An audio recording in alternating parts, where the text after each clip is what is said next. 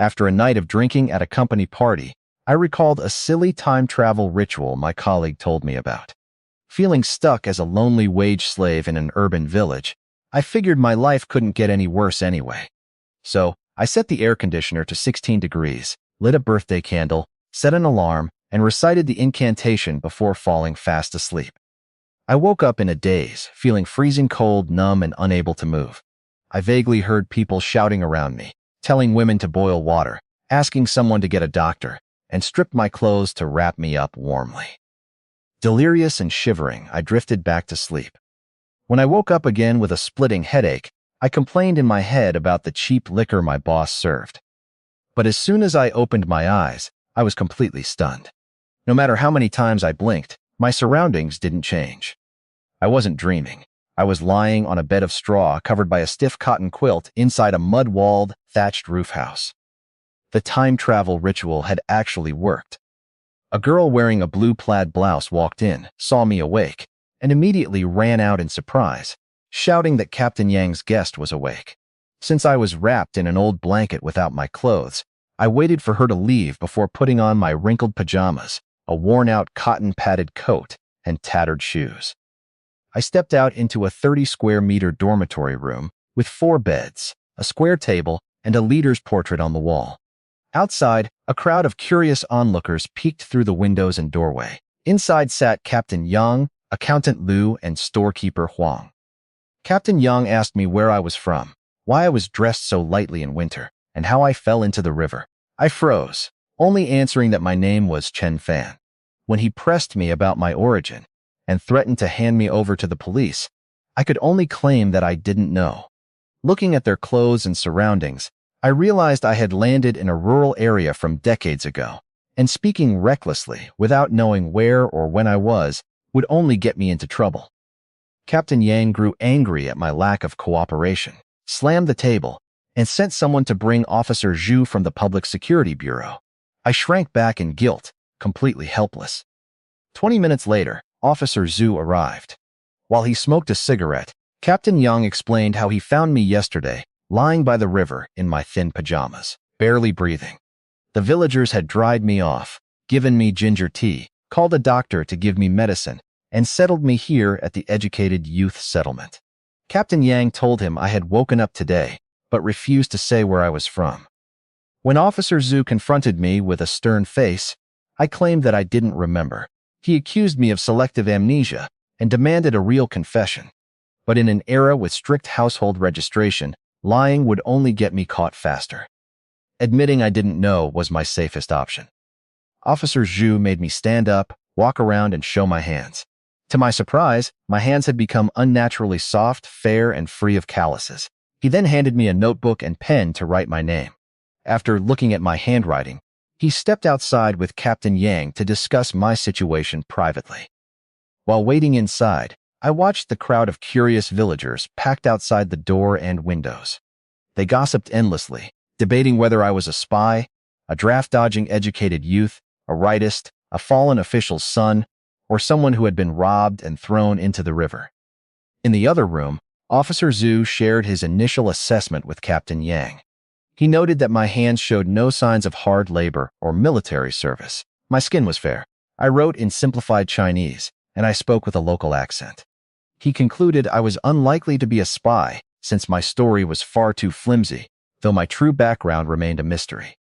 Officer Zhu told Captain Yang that I likely lost my memory from trauma or was thrown into the river by someone after being stripped. Since no 5 minutes in that freezing water would have killed me if Captain Yang had not rescued me, dried me off, and had Jiang Lili from the Educated Youth Settlement feed me ginger tea and doctor's medicine, Officer Zhu concluded I was not a criminal. He asked Captain Yang to temporarily host me as a good deed while he checked nearby areas for missing person reports. Captain Yang reluctantly agreed, worrying about feeding an extra mouth, though Officer Zhu noted that their 6th production team of Nanhugang Commune was wealthy enough to handle it. Captain Yang insisted that once my identity was found, my food rations and the 2 cents for my medicine had to be returned. After Officer Zhu left, Captain Yang dispersed the curious crowd of villagers, who gossiped about whether I was a cadre's son or a delicate scholar unfit for farm work. Meanwhile, Captain Yang gathered the accountant and storekeeper in the next room to discuss what to do with me. Left alone in the room, I felt a deep sense of regret over my time travel. I deeply missed modern comforts like air conditioning, heating, and good food. Wanting to figure out exactly what year I was in, I searched the room for a calendar or anything with dates, but found only plain pottery, bamboo furniture, and leader portraits. When I stepped toward the door to look around outside, I spotted the girl who had brought my clothes coming out of the kitchen with a bowl, so I quickly retreated inside and sat back down. A girl named Jiang Li brought me a bowl of bitter Chinese medicine, explaining that Dr. Zhang prescribed it to bring down my high fever from last night. I forced myself to gulp it down, despite the overwhelming bitterness. Hoping to figure out my situation, I asked her if there was a calendar nearby. She returned shortly with a torn calendar page. The date stared back at me, January 20, 1977. I was completely stunned. I had truly transmigrated to 1977, a turning point in history, but also an era defined by extreme scarcity, ration coupons, and travel restrictions. The reality overwhelmed me, leaving my mind a complete mess. Meanwhile, Captain Yang met with Accountant Liu and storekeeper Huang to decide my fate. Since Officer Zhu believed I was just a lost, harmless youth, Captain Yang proposed letting me stay at the educated youth settlement with my food rations covered by the production team until my family was found. They also discussed how to clothe me, as I had only thin pajamas and borrowed items. Captain Yang had already provided his own quilt and coat. Storekeeper Huang generously offered leftover cotton and old clothes to make me a new coat, trousers, and shoes. Accountant Liu, not wanting to look bad, agreed to alter some suitable old clothes for me as well. Captain Yang noted that thanks to their team's good harvest, work points were worth 65 cents each, allowing them to extend this charity. When the three village leaders walked into my room, they found me sitting motionless in total shock.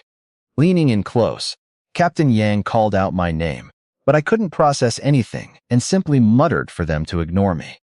When Captain Yang and his team walked into my room, I was lost in my own thoughts. As soon as I snapped back to reality and greeted them, Accountant Liu and storekeeper Huang looked completely terrified. It turned out they thought I was possessed by the ghost of a local young man who had drowned years ago. Hoping to break the alleged possession, storekeeper Huang rushed out to fetch a mirror that was hung above the main doorway to ward off evil spirits. He wiped it clean and handed it to me. Staring into the mirror, I was shocked to discover that my face looked more than 10 years younger. My skin was smooth, my eyes were bright, and I looked like a teenager. I quickly realized I couldn't stick to my real age of 28, as no one would believe me. When storekeeper Huang asked how old I was, I corrected myself and claimed to be 18. Accountant Liu then asked for my exact birth year for registration purposes. To sound natural, I used the lunar calendar and said I was born on the first day of the 12th lunar month in 1960. That officially made me a member of the post-1960s generation. Captain Yang realized that yesterday, the day they fished me out of the river, was technically my 17th birthday. Hearing this, all three village leaders looked at me with deep sympathy, regretting that such a terrible tragedy had befallen me on the very day I turned 17. Accountant Liu recorded my details as a temporary resident in Team 6 of the Lujiawan Production Brigade in Gufeng County. Hearing the full address made me realize where I was. I had ended up in the fertile water country of Jiangnan, my home region in my previous life. It was a place where people rarely starved thanks to abundant fish, shrimp, and crops, meaning survival here would at least be manageable. Captain Yang explained that Officer Zhu was asking around nearby communes to locate my family so I could eventually return. Hearing this made me secretly anxious, knowing that no family would ever claim me since I was physically transmigrated, not soul reborn into someone else's body. I asked if I could perform farm work to earn work points and pay my own way. Captain Yang laughed and said winter was the off-season, so there was no farm work left to do. Accountant Liu joked that I could help reinforce the river dikes when the commune called for laborers, though Captain Yang insisted I simply rest and recover first, while the production team covered my temporary food rations. Before leaving, Captain Yang made storekeeper Huang check that no one was listening outside. He then gave me a quiet warning about Jiang Lili, the only other person currently staying at the educated youth settlement. He explained that she was sent here from the distant prefectural committee for deliberate training, due to her family's poor political or economic background, which caused other educated youths to distance themselves from her. Captain Yang cautioned me to maintain a proper distance from her to avoid trouble, while being careful not to mistreat her either. I assured him that in my current penniless situation, I would strictly mind my own business. After Captain Yang and the others left, I was left alone in the cold, empty room. Wearing borrowed clothes and lacking any identity documents or money, I felt completely desolate. The bitter winter cold of 1970s Jiangnan quickly set in, forcing me to retreat to the bed to keep my legs warm under the quilt. As time passed, intense hunger hit me. I had not eaten anything solid since yesterday. Just as I was wondering when food would arrive, I caught the smell of cooking. Moments later, Jiang Lili timidly stood at the door and asked if I wanted to eat. Forgetting Captain Yang's warning to keep my distance, I eagerly threw off the covers and followed her to the kitchen, playfully telling her it was embarrassing to take her food. The kitchen had a crude, soot-covered mud stove with 2 iron pots. Inside the main pot was fresh white rice, along with a bowl of cabbage and half a bowl of steamed egg custard. I tried to grab the hot bowl of egg custard but burned my fingers.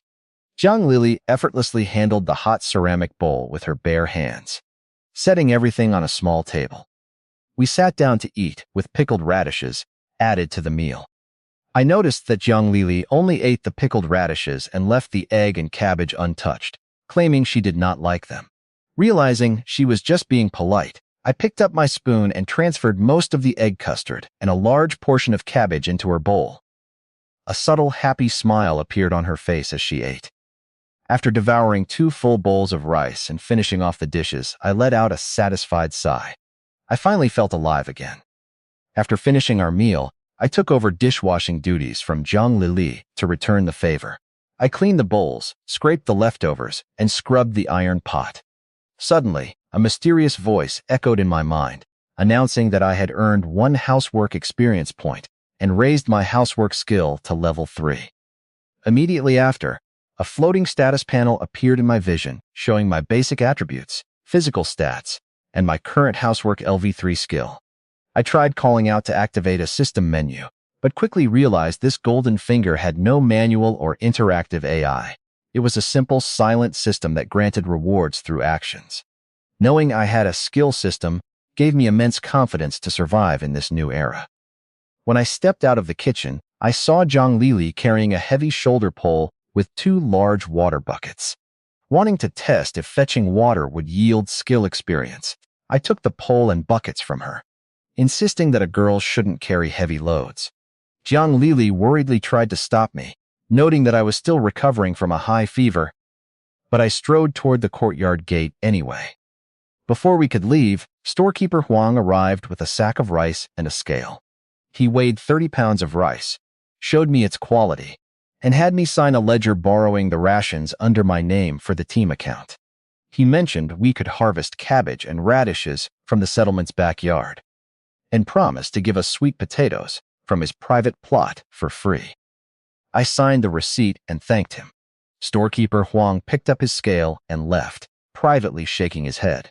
He assumed I was just an inexperienced boy trying to impress a pretty girl, ignoring Captain Yang's advice to keep my distance from Jiang Lili. I asked Jiang Lili how meals were usually handled at the educated youth settlement. She explained that everyone cooked together, using a single stove, by steaming their own individual lunchboxes of rice in a large pot, while cooking their own vegetables separately. When I realized I did not own a lunchbox, she suggested steaming my rice in a vegetable bowl. I praised her cleverness, making her blush, and asked her to carry the rice inside while I went to fetch water. Before I left, Jiang Lili warned me about the rules at the riverbank.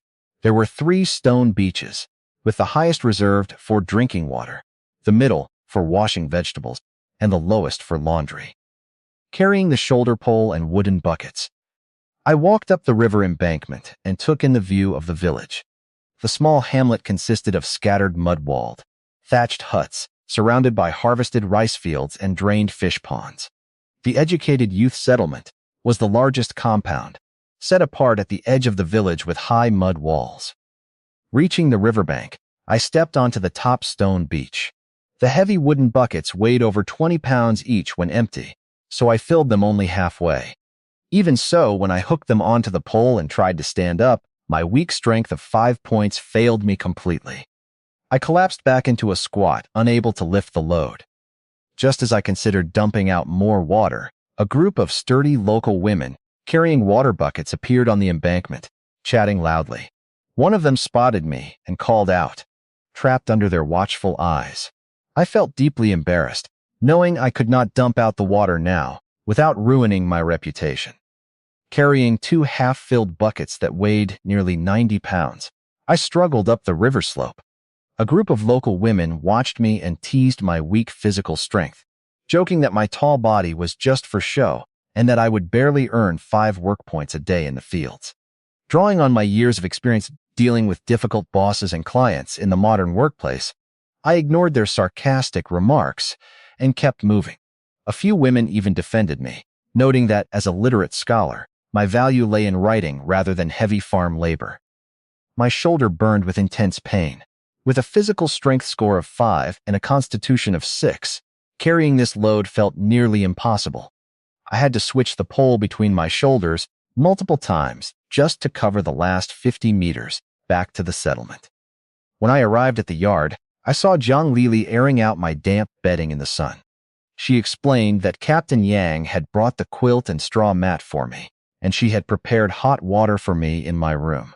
Seeing my exhaustion, she picked up her own empty buckets and quietly left to fetch another load. I carried my buckets over to the large water tank located under a shed by the kitchen. The shed also housed neat rows of clean farm tools like hoes, shovels, and rakes. As I poured the water into the half-full tank, a system notification sounded in my mind. It announced that I had completed the water-carrying task for the first time, rewarding me with a 0.5 increase to my constitution and bringing it up to 6.5. Immediately, a wave of heat flushed through my body, completely erasing the burning pain in my shoulders. Amazed that a fraction of an attribute point could make such a dramatic difference, my motivation surged. I picked up the empty buckets without hesitation and headed back outside to carry more water. I made 3 more trips carrying water, earning 0.1 constitution points each time until the water tank was completely full. The system rewards felt stingy compared to the initial boost, but the soothing heat relieved my aching shoulders and raised my constitution stat to 6.8. Eager to earn more attribute points, I asked Zhang Lili for more chores. To my disappointment, she explained that all the sweeping, dusting, and garden work were already finished, leaving me with no available tasks to farm. After washing my face, I realized I lacked basic necessities like towels, toothbrushes, and wash basins.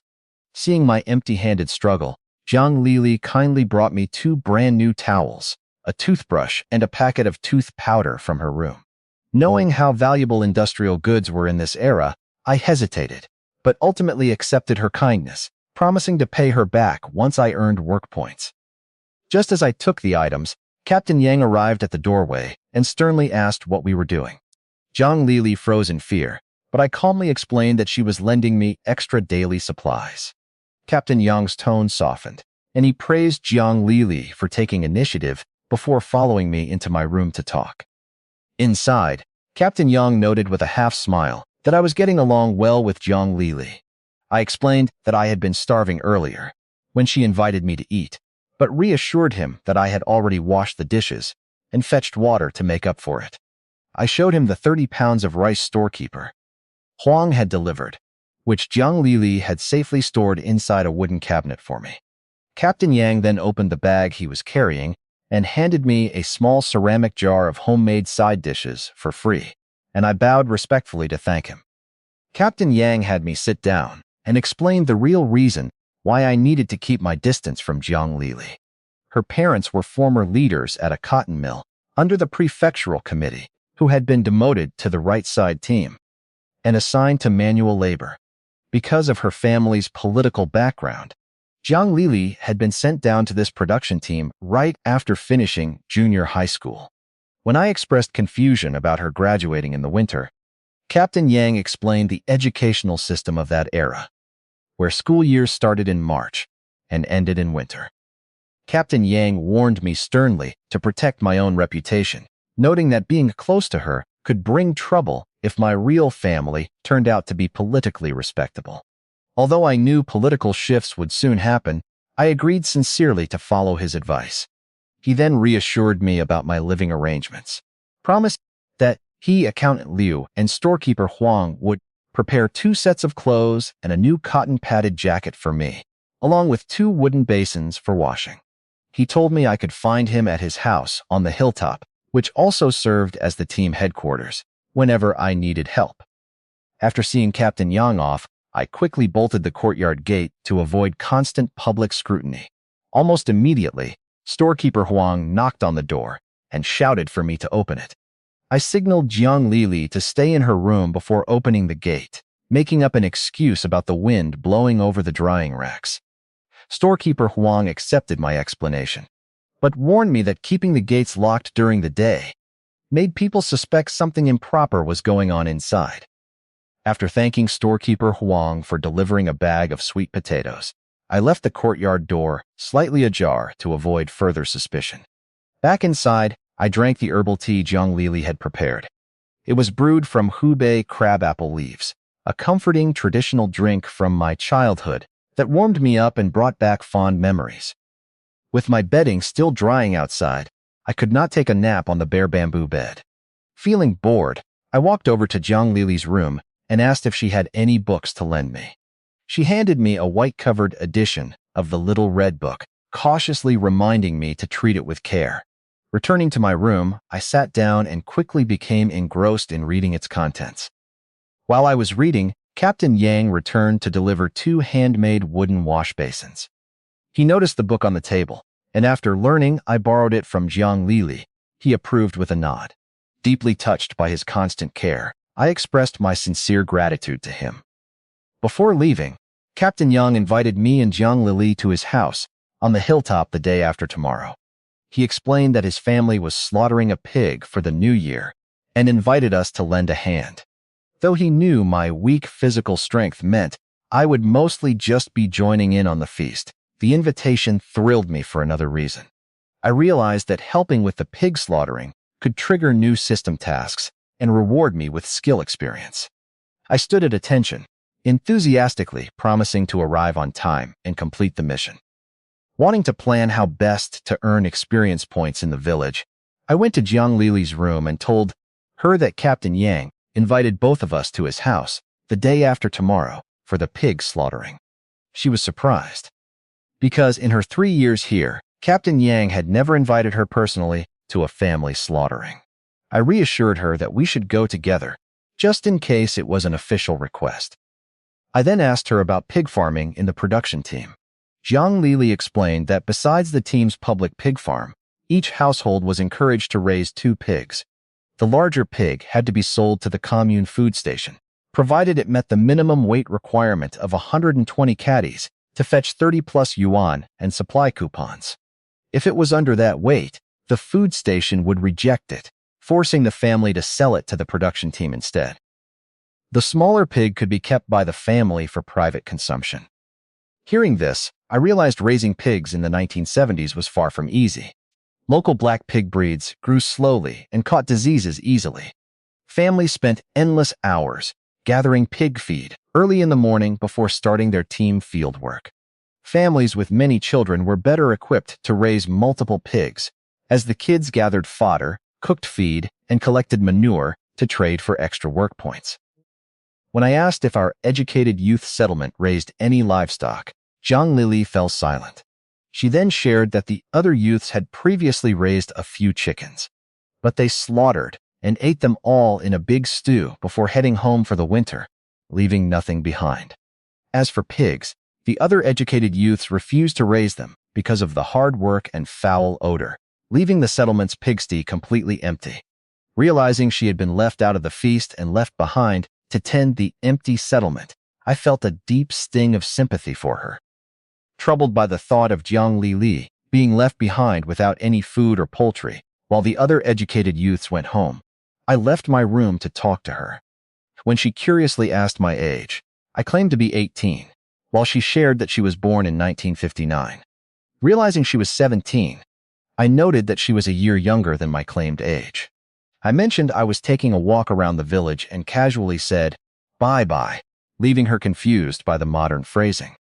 Stepping outside into a scenic grove of withered cedar trees, I walked onto the 5-meter-wide dirt path leading up the slope. The village was built along a north-south hillside, with scattered mud houses, small individual drying yards, and farmland interspersed among the hills.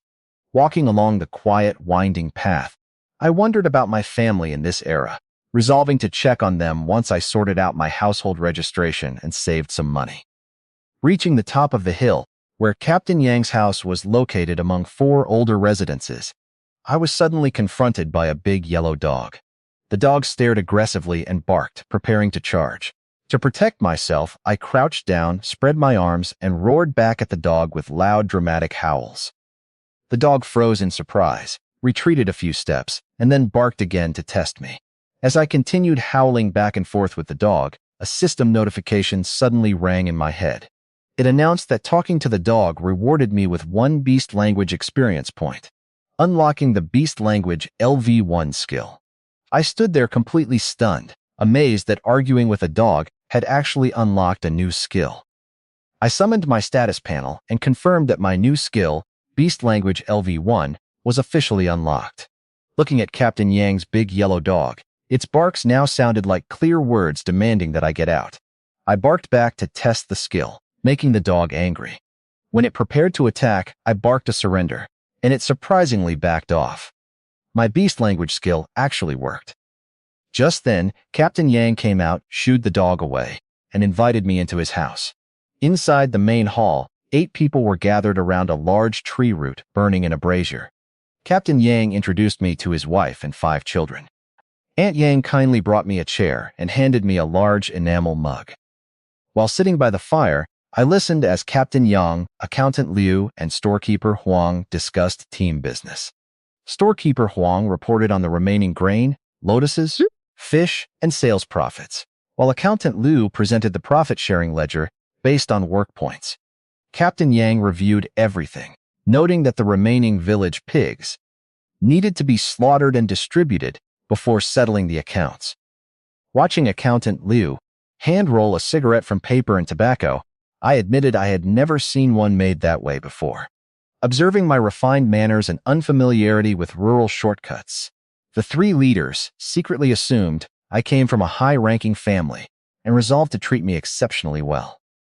Captain Yang asked if I needed anything else, and went into an inner room, returning with 2 pairs of cloth shoes to replace my worn-out ones. I tried them on, and they fit perfectly. Aunt Yang warmly told me to treat her like family and reach out whenever I faced any trouble. Though I had only come out for a walk, I ended up deeply touched by their hospitality and walked away with 2 new pairs of shoes. An exact text for Chapter 17 was not provided in your prompt. Please paste or upload the text of Chapter 17, and I will happily summarize it for you, according to your requirements. Accountant Liu looked at the turtle with disgust, explaining that locals only caught them while cleaning fish ponds to chop up for pig feed, though the smell was often so bad even pigs refused to eat it. Storekeeper Huang added that back in the day, only beggars ate them to satisfy meat cravings.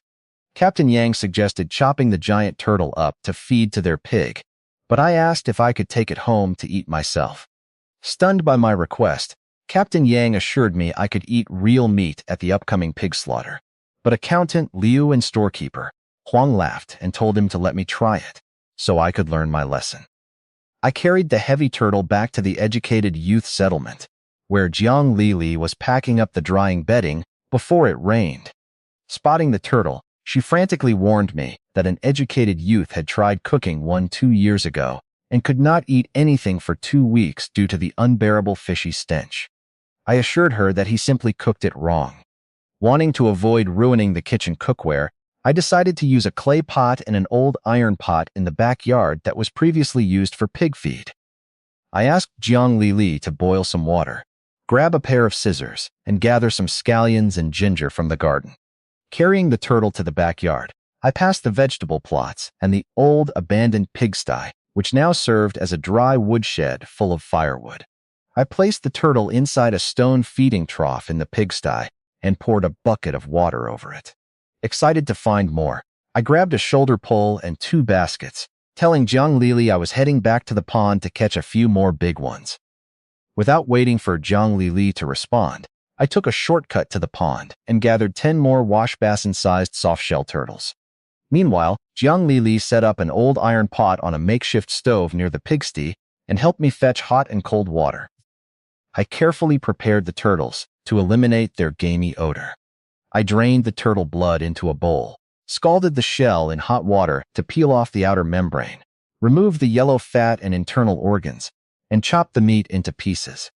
After blanching the meat with ginger and spring onions, I placed it inside a ginger-lined clay pot, set it on a steamer rack over the iron pot, and left it to simmer over low heat. When I told Jiang Li it would be ready by dinner, she wondered if my method would really eliminate the fishy stench. I explained that while cooking wine and spices would work better, this was the best we could do with limited ingredients. A system notification suddenly sounded in my mind, announcing that my first soft-shell turtle dish earned me 10 cooking experience points and unlocked the cooking LV4 skill. Checking my status panel, I saw detailed progress bars for all my skills: housework LV3, animal language LV1, and cooking LV4. I realized skill levels required different amounts of experience to level up, though the pattern remained mysterious. Looking up, I noticed Jiang Li had quietly slipped away. Flushed with embarrassment while I was lost in thought, I tended the stove fire and went back to fetching water. I carried 2 loads to fill the tank, which raised my constitution attribute to 7. However, when I fetched extra load, my constitution did not increase, yielding only 3 housework experience points instead. I realized that gaining physical attribute points through a single task had a fixed limit. Meanwhile, Jiang Li hid nervously in her room, wondering if she had overreacted, before peeking out the window to see where I had gone. I sat in my room with my feet soaking in hot, ginger-infused water, hoping to sterilize them and ditch my worn-out cotton shoes before getting athlete's foot. The strong, spicy ginger steam stung my eyes, causing tears to stream down my face. As I was wiping my eyes with a towel, Jiang Li walked in. Seeing my red eyes, she assumed I was secretly crying out of despair over my amnesia and lost family, looking at me with deep sympathy and admiration for putting on a brave face. Unaware of her misunderstanding, I invited her to sit down and chat. To break the ice, I asked about her background. She shared that she had been at the settlement for nearly 3 years, having arrived on the 17th day of the 12th lunar month without ever returning home for the spring festival. Though her family was scattered, she mentioned with quiet pride that her older sister worked at the prefectural committee and had visited her twice. She recalled that her sister used to be a clerk at the supply and marketing cooperative, though she no longer knew what job her sister was forced to do now. Our conversation was interrupted when Jiang Li suddenly remembered the stove in the backyard. She rushed out to check on the fire, and I quickly dried my feet, put on my new cloth shoes, and followed her. Fortunately, the fire was still burning. The pot was bubbling gently, releasing a rich, savory aroma of turtle meat without any unpleasant fishy smell, surprising Jiang Li. We pulled up 2 large mud bricks to sit by the warm stove, keeping a close eye on the stew while chatting to pass the time. Sitting by the warm stove, I steered the conversation away from Jiang Li's family background and asked about interesting things that had happened during her 3 years here. Opening up, she began sharing hilarious stories about previous urban-educated youths. She recalled how one youth pulled up all the rice seedlings while leaving the weeds intact, got terrified crossing a wide ditch, fell into the water, and later washed a bowl of local Jingzhou pickled pepper dish in the river, dissolving all the rice flour and leaving only pepper skins behind. She also laughed about a female youth who panicked and shouted when a village donkey rolled on the ground, startling the entire village. Listening to her chatter, I felt the distance between us close as she smiled and laughed freely. As dusk fell, I lifted the pot lid to check on the turtle stew. The rich, mouth-watering aroma filled the air without any unpleasant fishy stench. I added the coagulated turtle blood, steamed 2 bowls of rice alongside the clay pot, and let it simmer for another 15 minutes. When the dish was done, the turtle meat was incredibly tender, flavorful, and packed with umami. As we sat down in the kitchen to eat, Zhang Lili thoughtfully suggested sharing this large pot of stew with Captain Yang, Accountant Liu, and storekeeper Huang. Deeply appreciative of how much the village leaders had helped, I immediately agreed and got up to prepare 3 bowls of turtle meat to send to their homes. Before sitting down to eat, I separated half the clay pot of turtle meat into 3 large cloth-wrapped bowls. I asked Zhang Lili to eat her share first and reminded her not to survive on just pickled vegetables. Carrying the basket, I headed straight for Captain Yang's house while they were having dinner. When I presented the steaming bowl of turtle meat, Captain Yang and his family were stunned to realize that a creature locals considered inedible had been transformed into a fragrant dish. I explained the technique to remove the gamey stench, peeling off the outer skin, removing the yellow fat, and draining the blood thoroughly. I mentioned famous regional dishes, like Farewell My Concubine, and noted its high nutritional value. Amazed by its flavor, Captain Yang suddenly asked how I remembered detailed culinary techniques despite my amnesia. Surprised by the question, I claimed that seeing the turtle simply triggered my memory of how to prepare it, while expressing hope that Officer Zhu would help locate my real family soon. After taking a bite of the tender meat, Captain Yang praised its taste enthusiastically. Inspired by the delicious dish, his eldest daughter immediately grabbed a basket and ran off toward the river to hunt for more turtles. Captain Yang tried to hold me back, to join their dinner and share a few drinks with him. Fearing strong local liquor and wanting to avoid getting drunk, I quickly declined his invitation, shaking my head and insisting that I do not drink. Escaping Captain Yang's house before he could force me to drink his questionable homemade liquor, I hurried back to the settlement in the dark. I bolted the compound gate and entered the kitchen, touched to find that Zhang Lili had waited for me to eat together despite my warnings. We quickly set up the stove again. Rather than reheating the stew directly in the large iron pot, which would contaminate future meals with a fishy taste, we steamed the clay pot over water. While waiting, I chatted with her to keep her company and warm up the cold kitchen. Once the hot pot was ready, we sat down and dug in. The turtle soup and meat were amazingly savory, and Zhang Lili thoroughly enjoyed her first time eating soft-shell turtle. Together, we devoured 2 large bowls of rice and finished several pounds of meat. Afterwards, Zhang Lili insisted on doing the dishes herself, causing me to miss out on a potential housework experience point. As I sat back in my chair watching her clean up, a sudden system notification sounded in my mind. It announced that because I had eaten a nutritious dinner, my physical condition had improved, rewarding me with a full +1 to my physical attribute. A powerful warm surge rushed through my body, completely washing away my fatigue and bringing my total physical condition up to 8. I stood there in complete shock, realizing that proper nutrition was actually far more effective for boosting my body than slaving away carrying heavy water. Feeling happy about my physical condition improving to 8, I sat chatting with Yang Lili in the kitchen. Curiously, I asked why I hadn't met anyone with the surname Liu in Liu Family Bay. She explained that the entire area used to belong to a wealthy Liu family, but their main clan fled during the Japanese invasion. Today, the local brigade headquarters occupies their old compound, leaving only one elderly Liu family member alive in the village. After cleaning up, I returned to my room, lit a kerosene lamp, closed the wooden window shutters against the cold night air, and washed up. By the time I finished, it was only 7 in the evening, a time when I would normally still be commuting or relaxing on my phone in my past life. Finding myself unable to fall asleep so early, I picked up the little red book to pass the time. I sat soaking my feet in hot water and carefully read through an article, word by word. Suddenly, a system notification sounded. announcing that reading and acquiring useful knowledge had enhanced my wisdom and elevated my spirit, rewarding me with +1 intelligence and +1 spirit. My stats for both attributes rose to 910, and a cool wave flushed through my brain, leaving my mind remarkably sharp and clear. Knowing that saving kerosene was crucial, I decided to go to sleep rather than keep reading. After figuring out how to extinguish the kerosene lamp by twisting the wick downward until the flame went out, the room fell into complete darkness. I fumbled around, took off my coat, and climbed into bed. Wrapped inside the warm cotton quilt on my straw mattress, I thought about my penniless status and my 30-pound rice debt, slowly drifting off to sleep as my mind wandered. Early the next morning, I was startled awake by loud, urgent knocking on my door. I threw on my cotton coat and rushed to open it, wondering if Officer Zhu had returned with news about my identity.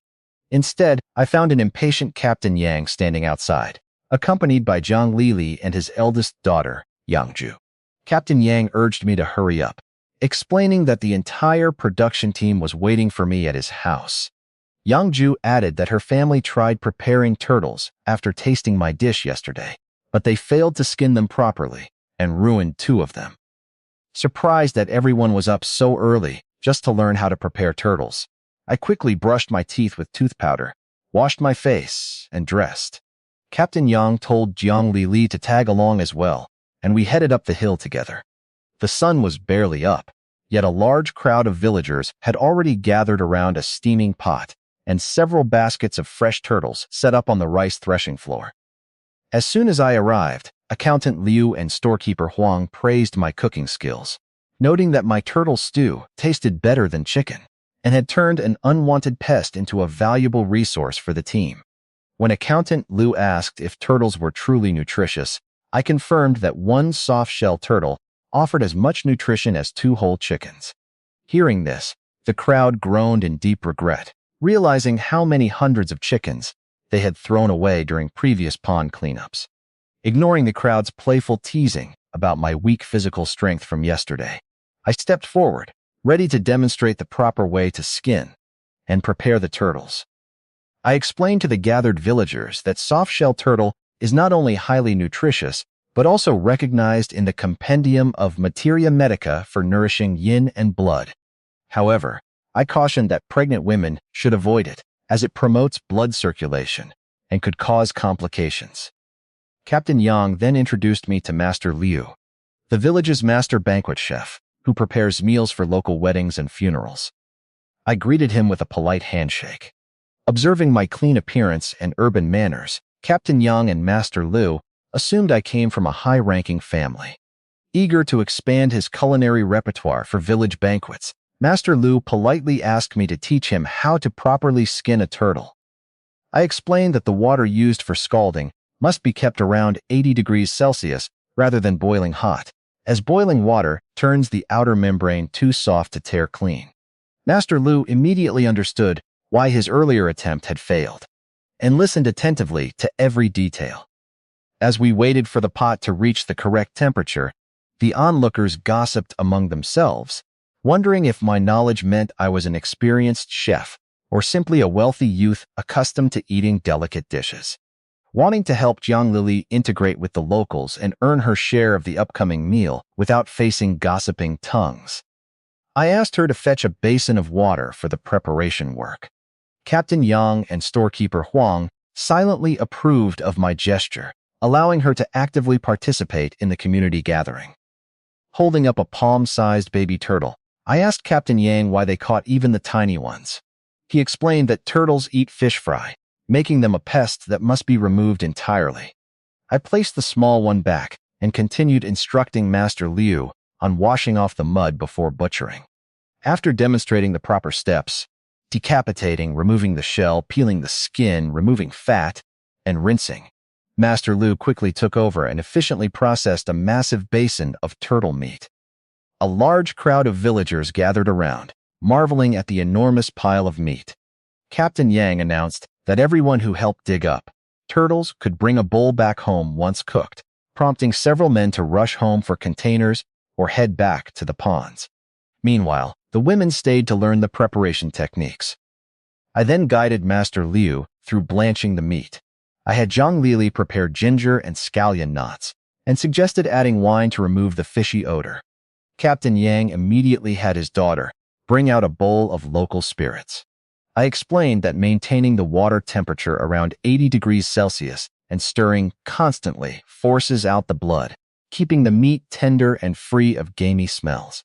Observing my detailed knowledge, Captain Yang, Accountant Liu, and storekeeper Huang grew even more convinced that I came from an important background. When the blanched meat was finished, its rich aroma filled the air without any unpleasant stench, exciting the villagers. Master Liu humbly asked me to demonstrate a few dishes so he could learn, explaining that my weak physical strength was better suited for smaller batches. I agreed to prepare a small pot while he handled the larger one. We moved to Captain Yang's kitchen, where Captain Yang generously supplied 2 ounces of soybean oil. I set up a clay pot stew on a small charcoal stove and made a braised turtle dish in the main stove. As I cooked, a system chime sounded in my mind, announcing that teaching Master Liu earned me 20 teaching experience points. Unlocking teaching LV2, while preparing the dishes added 10 cooking experience points, bringing my cooking skill to LV4, 2200. I reflected on my new teaching skill, realizing it likely drew from my past experience training new company employees. However, without a recognized identity or local household registration, I saw little practical use for it.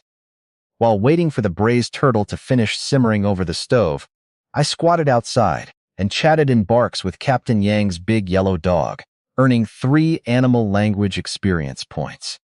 Watching me seriously barking back and forth with the dog, Accountant Liu and Captain Yang whispered to each other at the kitchen doorway, genuinely convinced that my mind was seriously damaged from my illness. Even so, storekeeper Huang noted that my culinary knowledge had already brought a massive new source of food to the team. When the turtle meat reached perfect tenderness, I pulled it off the heat. Captain Yang immediately called the waiting villagers to form an orderly line. Master Liu served equal portions of the large stir-fried batch to each family, while Yang Ju carried the special pot I prepared into the main room for our group. Inside the main hall, a grand meal was set with the turtle stew, fresh cabbage, radishes, glutinous rice lotus root, and black pepper. Following rural custom, Aunt Yang and her 5 children ate at a smaller table in another room. When Zhang Lili hesitated to sit with us, Captain Yang warmly insisted that as an invited guest, she belonged at the main table. I pulled out a chair for her, and she nervously sat beside me. Captain Yang teased me for being sharp, yet somehow ignorant about simple historical facts like winter graduations.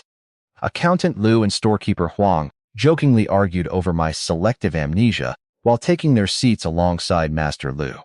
We all settled down around the large square table, ready to enjoy the feast together. Before the meal began, Captain Yang had his daughter Lan Ying join us at the table to keep Zhang Lili company. He also asked me to squeeze in next to storekeeper Huang. Aunt Yang sat down beside Zhang Lili as well, ensuring that our female guest felt properly welcomed while the host family entertained us together. When the men prepared to drink, storekeeper Huang placed a large bowl of wine in front of me. Unsure of the moonshine's quality and worried about methanol, I claimed to have a sensitive stomach that could not handle cold liquor. Captain Yang immediately had his daughter bring out a bowl of hot water. I placed my wine pot into the hot bath, knowing that warming the alcohol evaporates harmful methanol and smooths out the harshness. Captain Yang noticed the rich aroma floating from the warm wine, and I poured small tasting cups for the 4 village elders. As we ate, Captain Yang and the others drank heavily and gossiped about the village. They discussed Huang Laoxi rebuilding his ancient house, Huang Laoju hiding inside after getting beaten and scratched by his wife, and Huang Laowu foolishly bringing eggs to an old former monk in hopes of getting a son after having 5 daughters. Captain Yang criticized the local Huang family members for their foolishness, prompting storekeeper Huang to fire back. Not wanting his clan to take all the blame, storekeeper Huang pointed out the son-obsessed men in the Yang and Liu families too. He even called out Accountant Liu's cousin for hopelessly chasing after urban-educated youths at the commune. His sharp barrage silenced the table, forcing Captain Yang and Accountant Liu to laugh off his unexpected outburst as we raised our glasses to continue drinking. After finishing our feast at Captain Yang's house, Jiang Lili and I walked back to the educated youth settlement. Listening to distant noises through the trees, I learned that the villagers were already busy digging for soft-shell turtles in nearby ditches and ponds. Back in the courtyard, I asked if she would be spending all day reading in her room again. She explained that even during the winter off-season, there was constant work to do, maintaining local water conservancy facilities, tending private plots, and preparing food or new clothes for the new year. As she spoke, she grew quiet and looked homesick, remembering how her family used to prepare for the holidays before their demotion. I redirected the topic, and she chuckled, listing the countless community meetings organized during winter snows, from labor summaries to struggle and study sessions. Thirsty from the alcohol I had consumed, I headed toward the kitchen to boil hot water. Jiang Lili met me with her thermos and insisted I take it, explaining that she had already drunk plenty at Captain Yang's. I poured myself a bowl of hot water and returned the thermos to her room, where I saw her applying paste over layers of scrap fabric on a wooden board. Curious, I asked what she was making. She smiled and explained that she was preparing the backing layers for the soles of traditional cloth shoes. Watching her meticulous handiwork, I noted that handmade cloth shoes like the ones I was wearing were considered luxury items in my original era. When I asked about their market value, she noted that professionally made cloth shoes cost 2 or 3 yuan, whereas crude, homemade ones fetched at most a single yuan. Since every local woman made them at home, almost no one ever spent money to buy them. After Jiang Lili finished gluing the layers of cloth together for shoe soles, we carried the wooden board outside together to let it dry under the eaves. Finding myself feeling tired as the alcohol kicked in, I drank half a bowl of hot water and lay down in my room to sleep. While I was fast asleep, Jiang Lili tiptoed into my room. Seeing that I was out cold, she picked up my cloth shoes from the floor, carefully memorized their size, and quietly slipped back out. While I slept, Captain Yang walked an hour to the Lujiawan Brigade headquarters, carrying a basket with a large bowl of Master Lu's cooked turtle meat. Arriving at the brick building, he met with Brigade Leader Zhang Changjiang and Deputy Leaders Ye Shubao and Xiao Liwen. They asked about Officer Zhu's search for my identity and questioned whether I was faking my amnesia. Xiao Liwen noted that memory loss from head trauma could leave specific skills intact, recalling a wartime commander who forgot his identity but still remembered how to lead troops. Captain Yang then revealed the bowl of cold turtle meat. Ye Shubao sampled a piece and was amazed to find it completely free of gamey odor and surprisingly delicious. Captain Yang explained how I had taught the local master chef to properly remove the skin, blood, and fat from soft-shell turtles. He urged the brigade leaders to promote this culinary technique across all production teams before the upcoming pond cleanups, ensuring that every family in the brigade could enjoy a free source of meat for the new year. Waking up after my nap with the alcohol completely worn off, I stepped outside to find an overcast sky. Before long, Yang Ju arrived and told me that Captain Yang called me over for a meeting. Not knowing what it was about, I invited Jiang Lili to come along just in case. However, when we arrived at Captain Yang's house, he told Jiang Lili that she did not need to be involved.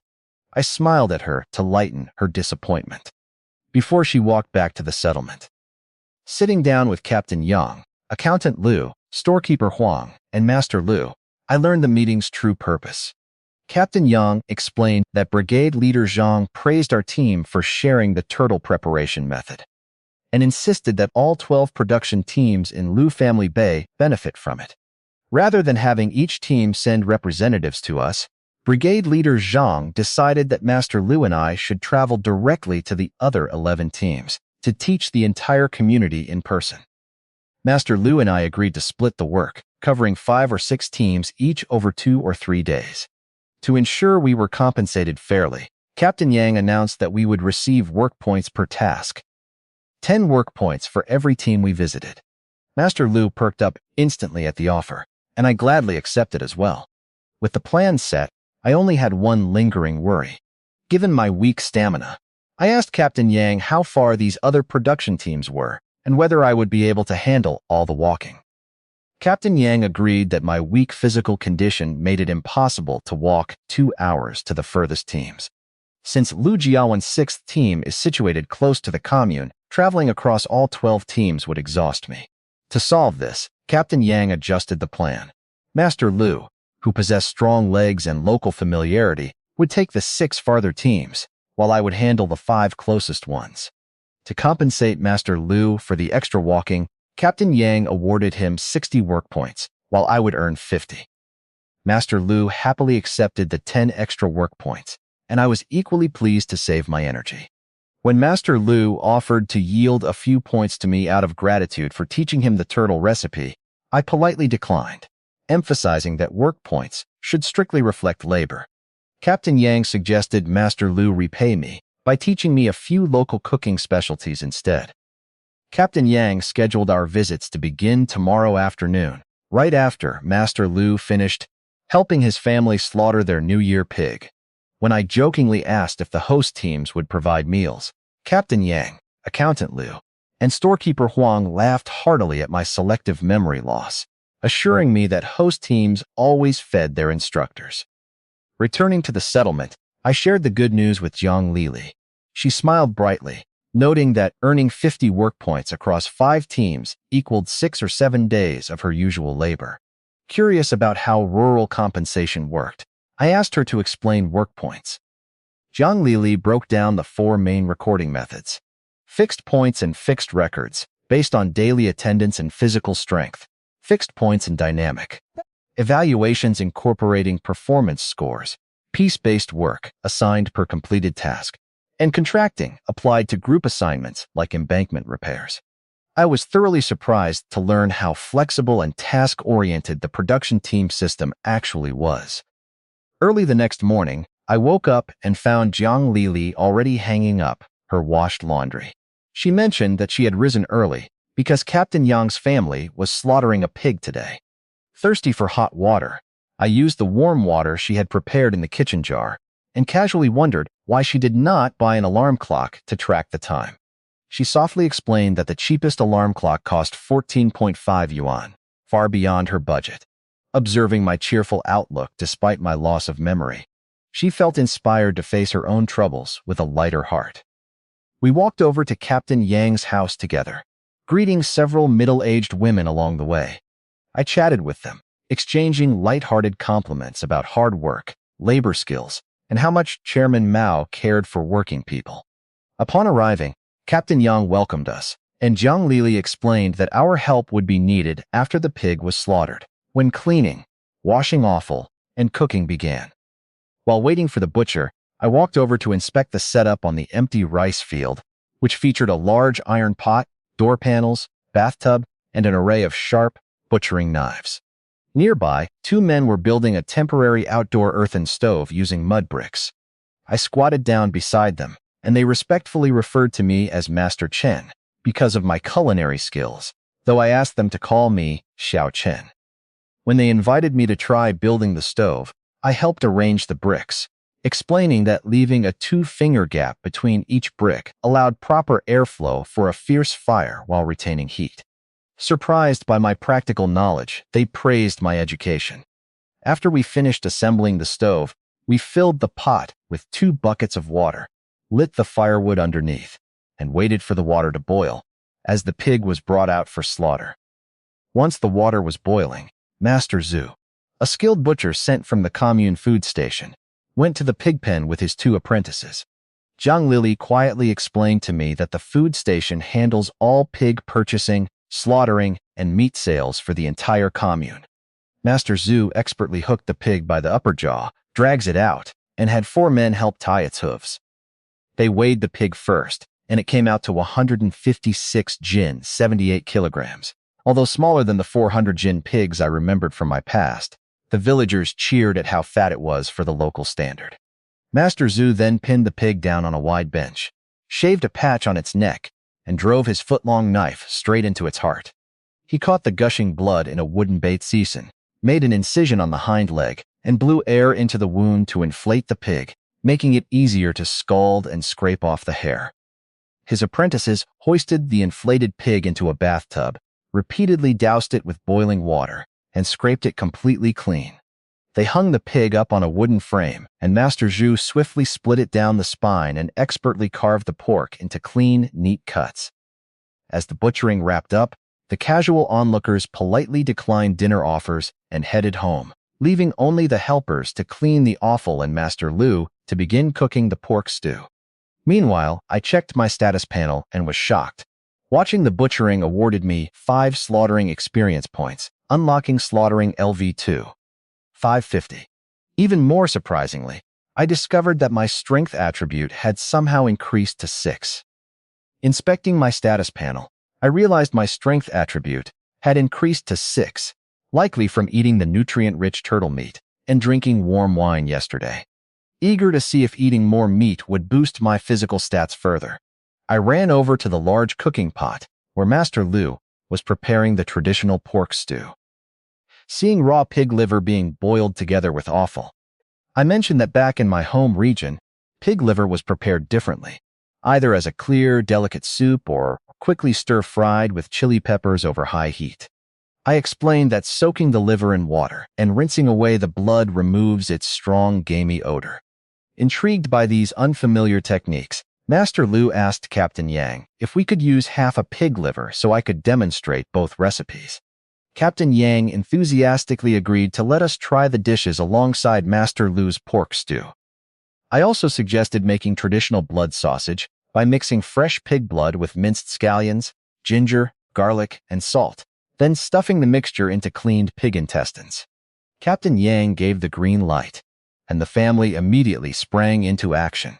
Yangju fetched a bowl of fresh blood, Jiang Lili chopped the aromatics, and the other young children washed the pig intestines. I scooped out 2 large pork bones from Master Lu's pot to simmer a rich broth, getting everything ready for a delicious pig slaughter feast. The festive atmosphere surrounding the pig-killing feast was lively and full of joy. On the rice field, a dozen children watched curiously as I prepared to make blood sausage. Knowing that hands-on practice is the best way to master a skill, I invited the onlookers to step forward and try making it themselves. Master Lu, Yangju, and 2 local women enthusiastically volunteered. I divided the ingredients into 4 equal portions and guided them through the process step by step. I explained that the ideal ratio of pig's blood to bone broth is 1:1.3 and instructed them to add the minced scallions, ginger, garlic, and salt directly into the broth before mixing. Standing nearby, Master Zhu praised my willingness to teach without holding back trade secrets, noting to Captain Yang that most traditional masters force apprentices to perform 3 years of menial labor before sharing actual techniques. With my guidance, the 4 volunteers efficiently stuffed 4 80-centimeter sections of blood sausage and placed them in a pot to boil. Meanwhile, Aunt Yang and the women rubbed salt into strips of pork and hung them on bamboo poles to cure into bacon. When everything was cooked, we gathered for the feast. The men sat at a large table in the main hall, while the women, including Zhang Lili, sat in the inner room, and the children ate standing with filled bowls. I realized that the male helpers were Captain Yang's 4 biological brothers, demonstrating the family's strong presence in the village. At the center of our table sat a small charcoal stove holding a bubbling pot of Master Lu's pork stew, loaded with pig offal, bones, pork belly, and cabbage. Alongside it were my contributed dishes: blood sausage, stir-fried pig liver, 2 plates of twice-cooked pork, stir-fried with carrots, potatoes, and garlic sprouts, plus several vegetable dishes cooked in pork lard. Feeling extremely hungry, I looked at the extravagant spread and marveled at how well I had been eating over the past 3 days, enjoying a truly satisfying and delicious life. 10 grown men gathered around the main table for the feast. As I sipped my warmed wine, Master Zhu praised my family background for holding on to old, healthy traditions, noting how the social atmosphere had lightened over the past few months. Before we began eating, a round of polite deferrals took place. Captain Yang insisted Master Zhu take the first bite, while Master Zhu humbly deferred to Captain Yang and his older brother. Once Master Zhu finally sampled my stir-fried pig liver and praised its tender texture, Everyone eagerly picked up their chopsticks. The guests quickly devoured my 3 contributed dishes: blood sausage, stir-fried liver, and twice-cooked pork, praising flavors they had never experienced before. I focused on Master Lu's savory pork stew, which paired tender offal and pork belly with fresh cabbage. As the meal progressed and the plates cleared, Master Zhu took off his heavy coat and began sharing historical stories about local pig farming policies over the past 2 decades. He recalled how back in 1962, state incentives rewarded pig farmers with grain and industrial goods, prompting him to take on apprentices as local pig production soared. By 1965, the county purchased over 100,000 pigs, creating such a massive supply that cities temporarily abolished pork rationing. However, policies shifted abruptly around 1966 when purchase quotas and grain rewards were abolished. Master Zhu pointed out that official state purchasing prices dropped to around 35 cents per pound for live pigs, whereas the market price outside quota channels reached 98 cents. Without incentives, farmers stopped raising pigs for the state, causing annual production to plummet below 50,000 and forcing the return of pork coupons. It was not until state rewards were reinstated last year that local pig farming finally began to recover. Continuing his conversation, Master Zhu explained to Captain Yang and the rest of us how official purchasing standards for pigs were set. The county initially aimed for a 135-pound minimum standard, but food station directors negotiated it down to 120 pounds, so local farmers could realistically qualify and avoid heavy financial losses. As the meal concluded, Master Zhu prepared to head back to the commune. He warmly grabbed my arm, praising my cooking skills and inviting me to visit him at the food station for drinks next time. Before we parted, I mentioned several delicious offal dishes I could make for him, which delighted him immensely. Jiang Lili had previously informed me that food station personnel hold immense social sway in the countryside, as purchasing agents dictate whether a farmer's pig passes weight inspections. Befriending a respected veteran like Master Zhu was far more practical than trying to win over county officials. Captain Yang handed Master Zhu 2 yuan, 4 packs of cigarettes, pig trotters, and a cut of pork to compensate him and his apprentices for their hard work. Since it was only noon, Captain Yang suggested I return to the educated youth settlement to rest and wash up before heading to Team 5 to teach turtle cooking. On our walk back, Jiang Lili nervously watched me to make sure I did not stumble. I quietly confessed that I had secretly poured most of my wine into the hot bath water rather than drinking it, causing her to smile in relief. Reflecting on the morning, I realized my efforts had paid off significantly. Helping with the stove, watching the butchering, teaching recipes, and enjoying the feast had boosted my stats. Housework hit LV3, cooking gained experience, and my physical attributes grew to 8.2 physical condition and 6.3 strength. Seeing how much progress I had made since arriving, I felt genuinely hopeful for my future. When I asked Jiang Lili whether Master Zhu taking private payment for pig slaughtering was official or under the table, she hesitated and claimed she did not know. I turned to her with a smile, teasingly noting that after everything I had shared with her, she was still holding back, and that the trust between us clearly needed to be strengthened. Realizing my joke about the butcher's off-the-record payments made Jiang Lili uncomfortable, I quickly smoothed things over. I played the victim by reflecting on my uncertain status and loss of memory, expressing deep gratitude for her kindness when she invited me to eat on my first day. Jiang Lili softened and confessed that she was not scared by my appetite back then. She admitted that she lived cautiously, eating only pickled vegetables because an article she read condemned those with bad political backgrounds for eating well. She kept this secret bottled up, fearing public criticism for even a simple dish of fried cabbage. Heartbroken by her extreme caution, I promised to keep her secret safe. Back inside the settlement, I reassured her that I genuinely viewed her as a true friend, the only person who stood by me when I was lost. Touched by the word friend, a connection she had not felt since her family's misfortune 3 years ago, she smiled and admitted she was never angry. She then opened up and shared the truth about the pig butchers. Officially, they charge 2 yuan per job, but host families customarily offer meals, pork, and pig trotters. She advised me never to ask butchers about private payments in public, promising to answer any future questions I had in private. Grateful for her trust, I realized I now had a true confidante in the village. Feeling energized, I headed to the kitchen to boil water and prepare for my teaching trip to Team 5, with Jiang Lili happily offering to help me get ready. After boiling water to wash up, I prepared to leave for Team 5. Jiang Lili handed me a chest-high jujube wood stick, warning me that fierce guard dogs roamed the brigade, so carrying a dog-beating stick was essential for protection. As I set off, I realized I did not know the way.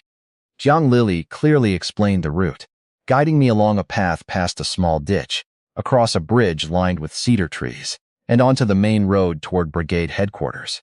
She then asked if I had a letter of introduction. Since I was unregistered and unknown to the local militia patrols, who carried rifles during winter exercises, she warned that I could be detained without proof. Realizing the danger, I quickly ran back to Captain Yang's house, secured an official letter of introduction, and resumed my journey. Holding my stick, I bypassed the main road and took a shortcut past a barren graveyard, where I encountered 3 stray dogs.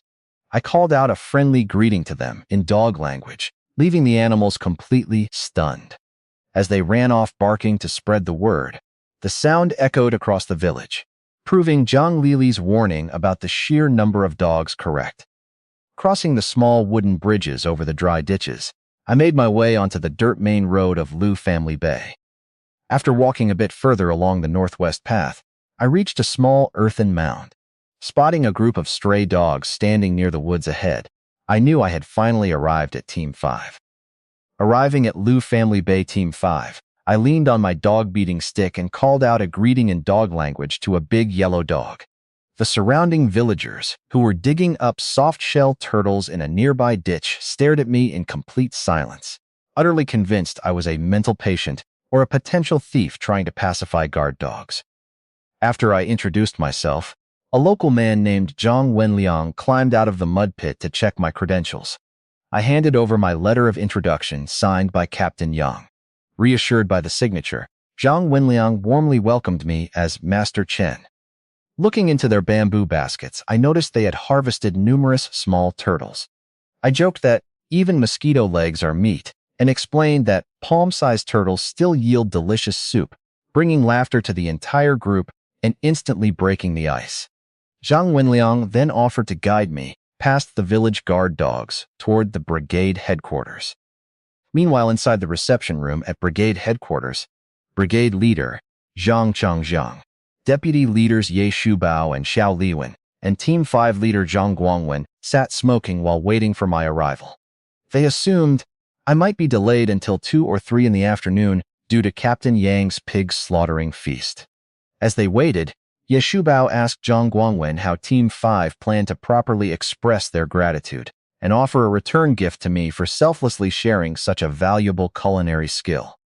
At the brigade headquarters, Team 5 leader Zhang Guangwen expressed his dilemma to brigade leader Zhang Changjiang and deputy leaders Ye Shubao and Xiao Liwen.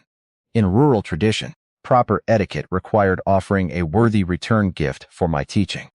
However, since my contribution exceeded a butcher's typical pig slaughtering, Zhang Guangwen struggled to determine what was appropriate without exceeding his budget.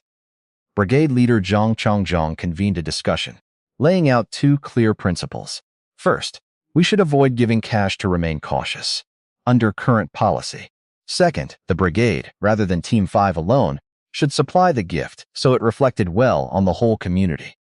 When joking suggestions like gifting a bicycle or a whole pig were dismissed as overly expensive and impractical, Zhang Changjiang proposed a grounded solution. He noted that I currently lacked basic necessities beyond donated clothes and a blanket. If Officer Zhu could not trace my family, I would need a complete set of everyday essentials.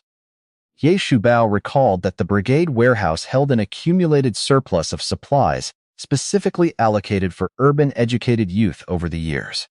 Because recent educated youth were mostly locals who brought their own belongings, over a dozen sets of new supplies remained unused in storage.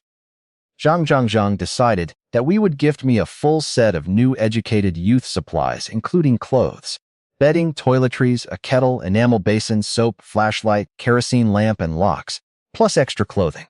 This practical setup would immediately solve my living needs without requiring hard-to-find coupons, using available materials to deliver a generous and respectful return gift. Brigade Leader Zhang Changjiang recalled that the brand-new surplus supplies for educated youth in the warehouse had been sitting unused for under a year because local youths had rejected them. Gifting these along with extra fabric and clothes would solve my needs without drawing any criticism. Team 5 leader Zhang Guangwen wondered why those youths passed up free items, and Deputy Leader Xiao Liwen dismissed it as modern extravagance. With the brigade providing the primary gift set, the group discussed how each production team should contribute. Zhang Guangwen suggested offering agricultural goods rather than industrial items. The team leaders debated whether to value the goods by official state purchase prices or local retail market rates, as the price gap made calculating exact quantities confusing and gave Xiao Liwen a dizzy spell. To keep things straightforward, Zhang Changjiang established a fixed, generous contribution standard for each team to provide 20 jin of rice, 2 pieces of cured pork, 2 salt-cured fish, 3 jin of cotton, and 1 jin of rapeseed oil. Calculated together, these provisions exceeded 10 yuan in value per team, making for a substantial package. Satisfied with the arrangement, Ye Shubao prepared to send Sanhu to notify all the teams. Just then, Xiao Liwen spotted Sanhu walking toward the building alongside a tall stranger carrying a wooden stick. Zhang Zhangzhang looked closely and noted that while Captain Yang had described me as a young lad, I actually stood over 1.8 meters tall, a head taller than Sanhu. Meanwhile, as Zhang Wenyang guided me past a grove of poplar trees and rows of mud brick houses, I caught sight of a pond and the grand blue brick tile buildings of the brigade headquarters ahead. As Zhang Wenyang and I walked toward Team 5, a pack of curious guard dogs trailed behind us. When local dogs ran up to investigate, I barked a quick command in dog language, telling them to quiet down if they wanted bones. The dogs instantly silenced themselves and stared at me with intense longing, leaving Zhang Wenyang thoroughly amazed by my dog handling skills. Along the dirt road, Zhang Wenyang reflected on life in Lu Family Bay. He noted that as long as floods were avoided, 2 annual crops guaranteed enough food. During the 3 lean years following the drought, locals survived by eating wild soft-shell turtles, crabs, and eels. However, without proper cooking techniques to remove the muddy stench, no one enjoyed eating turtles back then. Reaching the edge of a village pond, I saw dozens of villagers washing hundreds of harvested turtles in bamboo baskets. When Zhang Wenliang announced to the crowd that I had arrived to teach them, everyone cheered and clapped while continuing their work. Seeing the massive pile of turtles, I quickly asked Zhang Wenliang if they planned to slaughter every single one today. He innocently replied, "Why not kill them and keep them alive for the new year?" I explained that soft-shell turtles yield about 60% meat once cleaned. A single large turtle weighs up to 15 jin, so 10 turtles provide as much meat as a small pig. Realizing they were about to prepare far too much food, Zhang Wenliang immediately shouted for the villagers to stop washing and save the remaining turtles for later meals. The locals set down their straw bundles and followed us up the slope toward brigade headquarters. As we walked up the slope toward the brigade headquarters courtyard, Zhang Wenliang introduced the 4 leaders sitting in the doorway. The group included Brigade Leader Zhang Changjiang, Deputy Leader Ye Shubao, Team 5 Leader Zhang Guangwen, and Deputy Leader Xiao Liwen, a decorated retired military veteran who commanded respect as a formidable hero. Observing their close family connections, I realized that Zhang Wenliang himself served as the brigade's militia company commander. Zhang Wenliang presented me to the leaders and confirmed he had checked my letter of introduction. Brigade Leader Zhang Changjiang and the others warmly welcomed me with handshakes. When they offered me a break and some tea before starting, I politely declined, expressing my desire to begin teaching right away so I could complete the task before dark. My decisive attitude earned high praise from Xiao Liwen, who called me a real man. Team 5 Leader Zhang Guangwen immediately instructed the village to follow my direction, assigning Zhang Wenliang to coordinate the logistics. I listed the necessary tools: kitchen knives, large basins, cutting boards, and big pots. Zhang Wenliang quickly organized the villagers to build 2 temporary earthen stoves and gather the equipment. While waiting, I sat with the leaders. Deputy Leader Ye Shubao pressed a harsh, hand-rolled cigarette into my hand, and Zhang Guangwen lit it for me. I took a single drag, choked, and coughed repeatedly, prompting hearty laughter from the 4 men. A young girl then brought me a cup of locally grown green tea, which tasted wonderfully fragrant and refreshed my mouth. Observing my refined mannerisms as I drank the tea, Xiao Liewen and Zhang Zhangjiang remarked that I strongly resembled the cultured, urban-educated youth who had arrived from Shanghai a decade earlier. Brigade Leader Zhang Changjiang then turned the conversation back to my morning, asking whether I had attended Captain Yang's pig slaughtering. Sitting with the leaders, I mentioned that Master Zhu from the food station had butchered the pig for Captain Yang's family, while Master Liu made his traditional local pork stew. When Deputy Leader Xiao Liuan asked if I had cooked turtle meat, I explained that I made blood sausage, stir-fried pig liver, and twice-cooked pork instead. Hearing about blood sausage deeply moved Xiao Liuan, a war veteran who nostalgically recalled eating Northeastern-style pig slaughtering feasts over 20 years ago during the war. Seeing his excitement, I assured him he did not need to slaughter his own pig immediately. I suggested he buy a blood sausage from Captain Yang, promising to make him a vat of sauerkraut later so we could cook an authentic Northeastern pork stew together. Deeply touched, Xiao Liuan asked if I was truly willing to share the recipe, and I readily agreed. To get fresh offal for the lesson, Brigade Leader Zhang Changjiang instructed Zhang Wenliang to use the communications room to call the police station. I was surprised to learn that the brigade had simple one-way telephone lines installed back during the militia expansion. Ye Shubao added that the commune would soon install a broadcast station with village loudspeakers, making communication even easier. Shortly after, Zhang Wenyang returned from the phone room. He reported that Officer Zheng had answered and confirmed Master Zhu had fresh offal available at the food station. Since the officers were too busy to deliver it, Zhang Changjiang told Zhang Wenliang to ride a horse to the commune immediately to fetch the ingredients. Standing on a high platform like a live presenter, I held up a wash basin-sized turtle and warned the crowd of 200 to 300 villagers about how fiercely they bite. Demonstrating a handy trick, I stepped on the turtle's shell, used a chopstick to entice it to bite down, pulled out its neck, and cleanly decapitated it with a knife. The crowd broke into enthusiastic applause. I processed 2 turtles on stage, guiding a line of helpers below as they prepped 8 more, chopping the meat into 10 wooden basins to wash and soak in hot water. Moving to the large outdoor stoves, I took full charge without Master Lu's help.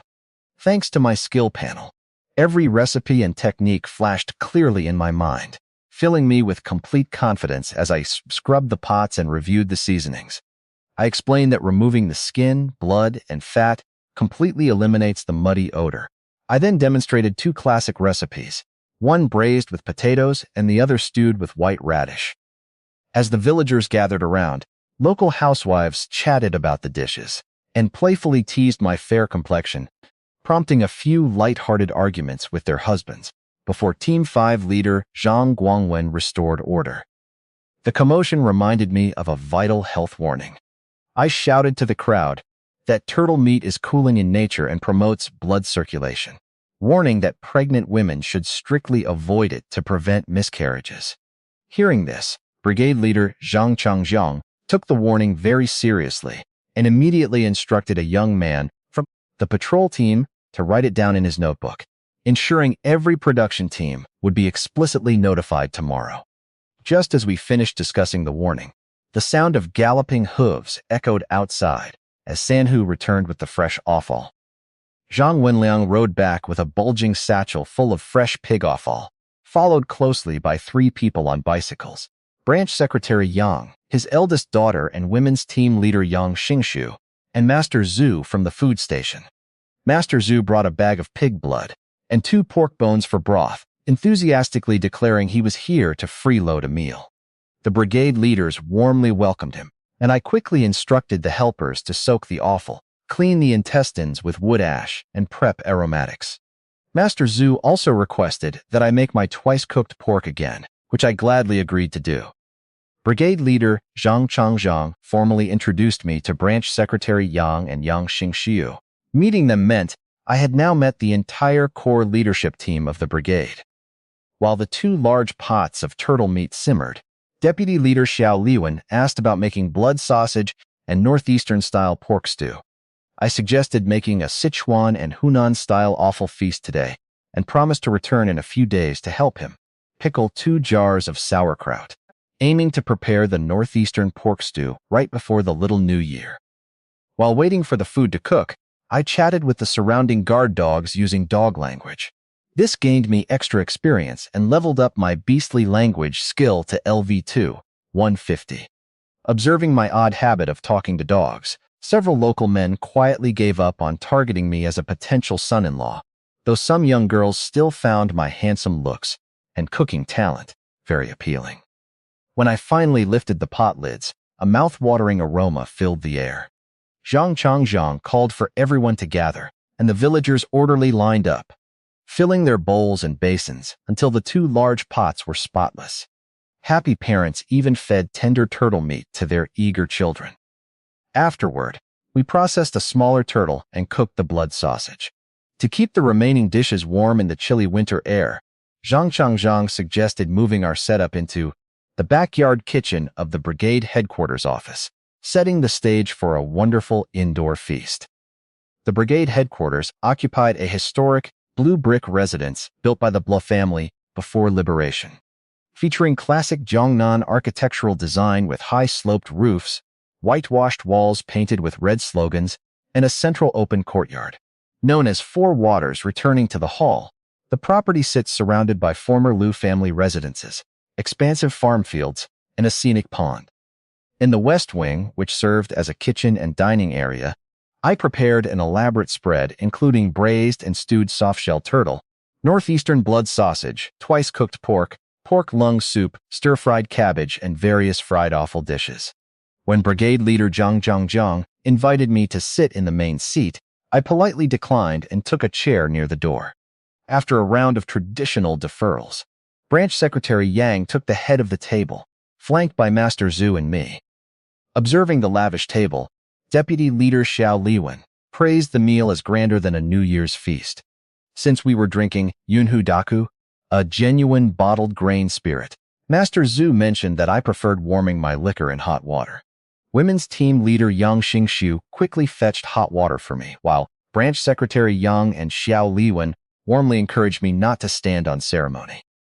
Once the meal officially began, Xiao Liwen eagerly tasted the northeastern blood sausage and gave it enthusiastic praise. The other leaders quickly dug in, polishing off the entire plate before I could even sample my very first attempt at making it. Although I had only studied video tutorials in my past life, my LV4 cooking skill guaranteed a delicious result. While the others competed for the blood sausage, twice-cooked pork, and fried offal, I comfortably held my wine glass and chopsticks, happily enjoying the savory soft-shell turtle. After polishing off the delicious spread, everyone at the table burst into laughter, thoroughly satisfied with the meal. We slowed our pace and began sipping warm wine while chatting. Zhang Wenliang passed around a pack of Peony cigarettes, a premium Class B brand that showed off his decent status. Everyone except me lit up, including women's team leader Yang Xingxiu. Branch Secretary Yang shared updates from his recent commune meeting. He announced that workers would install utility poles tomorrow, with wiring following on Wednesday, January 26th, which coincided with the Laba Festival. The commune planned to expand broadcast coverage across all 5 bridges before the Spring Festival, running electrical power right along with the broadcast lines. Brigade Leader Zhang Changjiang confirmed that a second-floor room was already cleared for the new broadcast station. However, finding a suitable soundser posed a major challenge. Deputy Leader Ye Shubao and Deputy Leader Xiao Liwen noted that the local primary school teachers only spoke Yunhu Mandarin, rather than standard radio Mandarin. Although I secretly hoped to take the announcer role, I kept quiet, and the leaders decided to temporarily shelve the issue until the broadcast equipment arrived. As the gathering drew to a close, Master Zhu prepared to ride his bicycle back to the commune. Xiao Liwen held my hand tightly, expressing his heartfelt gratitude for fulfilling his long-held wish to eat blood sausage. He reminded me to return in a couple of days to teach his family how to make sauerkraut, so we could enjoy a full pig slaughtering feast before the new year. To save me from an hour-long walk back in the dark, Branch Secretary Yang insisted that Zhang Wenliang give me a ride on one of the brigade's horses. Though I admitted I did not know how to ride, Zhang Wenliang assured me that the mare was exceptionally gentle and regularly used for wedding processions. With his assistance, I mounted the horse, leaned close, and whispered into its ear to take it slow. The gentle mare snorted softly and stepped forward into a steady, comfortable walk. Riding back to the educated youth settlement, Zhang Wenliang helped me dismount safely. When Jiang Lili opened the courtyard gate and timidly greeted him, he maintained a formal distance before declining her offer of tea. He immediately carried 2 large baskets straight into my room. When I questioned him about the items, Zhang Wenliang explained that they consisted of 3 distinct portions: daily necessities from brigade headquarters, a new military overcoat with suede shoes from Deputy Leader Xiao Liwen as a personal thank you, and a generous assortment of local farm goods from Team 5. Before I could object to receiving so many gifts, Zhang Wenliang stated that his duty was simply to deliver the goods. Promising to return in a few days to take me back to make sauerkraut for Xiao Liwen, he mounted his horse and galloped away. Left standing in my room, I felt deeply anxious. In this era, making political or economic mistakes could bring severe consequences. Wanting to avoid any trouble, I drank the warm water Jiang Lili brought me and decided to report the situation to Captain Yang immediately. Despite Jiang Lili's offer to go in my place, I insisted on walking to Captain Yang's house myself since dusk was falling. When I arrived at Captain Yang's house and explained my concerns, he burst into laughter. He revealed that a brigade militiaman had already notified him earlier about the gifts, assuring me that I could keep everything without worry. Still feeling uneasy about the sheer volume of supplies, I asked him to inspect the items in person. Pleased by my high vigilance, Captain Yang patted my arm approvingly. He instructed Yang Zhu to fetch Accountant Liu and Storekeeper Huang so we could handle and inspect the gifts through proper official channels. In my room at the educated youth settlement, Captain Yang sat smoking, while Jiang Lili stood by as a witness. Liu Kuizhang relaxed on an empty bed as Accountant Liu took inventory of the delivered items, and Storekeeper Huang noted everything down in a notebook. First, Storekeeper Huang recorded the supplies from brigade headquarters: a single mosquito net, blue cotton cloth, bedding, 2 outfits, rubber shoes, toiletries, an enamel mug, a lunchbox, a thermos, a flashlight, a kerosene lamp, and other essentials. Essentially a full set of educated youth supplies with extra perks. Next, Accountant Liu opened Deputy Leader Xiao Liwen's package, which contained a piece of cloth, a sheepskin-lined military overcoat, and durable fur-lined suede boots with reinforced soles. Finally, they cataloged the return gifts from Team 5: 20 gin of rice, cured pork, salt-cured fish, cotton, rapeseed oil, and various condiments. Captain Yang then carefully explained the official nature of each portion to me. The items from brigade headquarters served as an official reward. By teaching the village how to cook turtles, I had turned a wasted resource into valuable food that increased strength and conserved precious grain. Regarding Xiao Liwen's gifts, Captain Yang explained they were a personal thank you for fulfilling his long-held wish. He jokingly warned that refusing them would offend Xiao Liwen and anger the entire brigade, so I gladly agreed to keep them. Lastly, Accountant Liu explained that the farm products from Team 5 represented customary return gifts. In rural culture, learning a valuable trade or skill requires proper etiquette. Since I was passing on a lifelong skill to the whole brigade, offering gifts was standard procedure. Captain Yang noted that Team 6 would cover their portion using the clothes, quilt, and 30 caddies of rice they had previously promised me. Meanwhile, Liu Kuizhang, who assisted by running errands across 6 different teams, took only one piece of meat and one fish as his fair share. To address my worries about potential trouble, Captain Yang offered to have everyone present sign off on an official record to validate all the supplies, with the supplies officially registered in the production team's ledger and signed off by Captain Yang and the others. I felt completely relieved.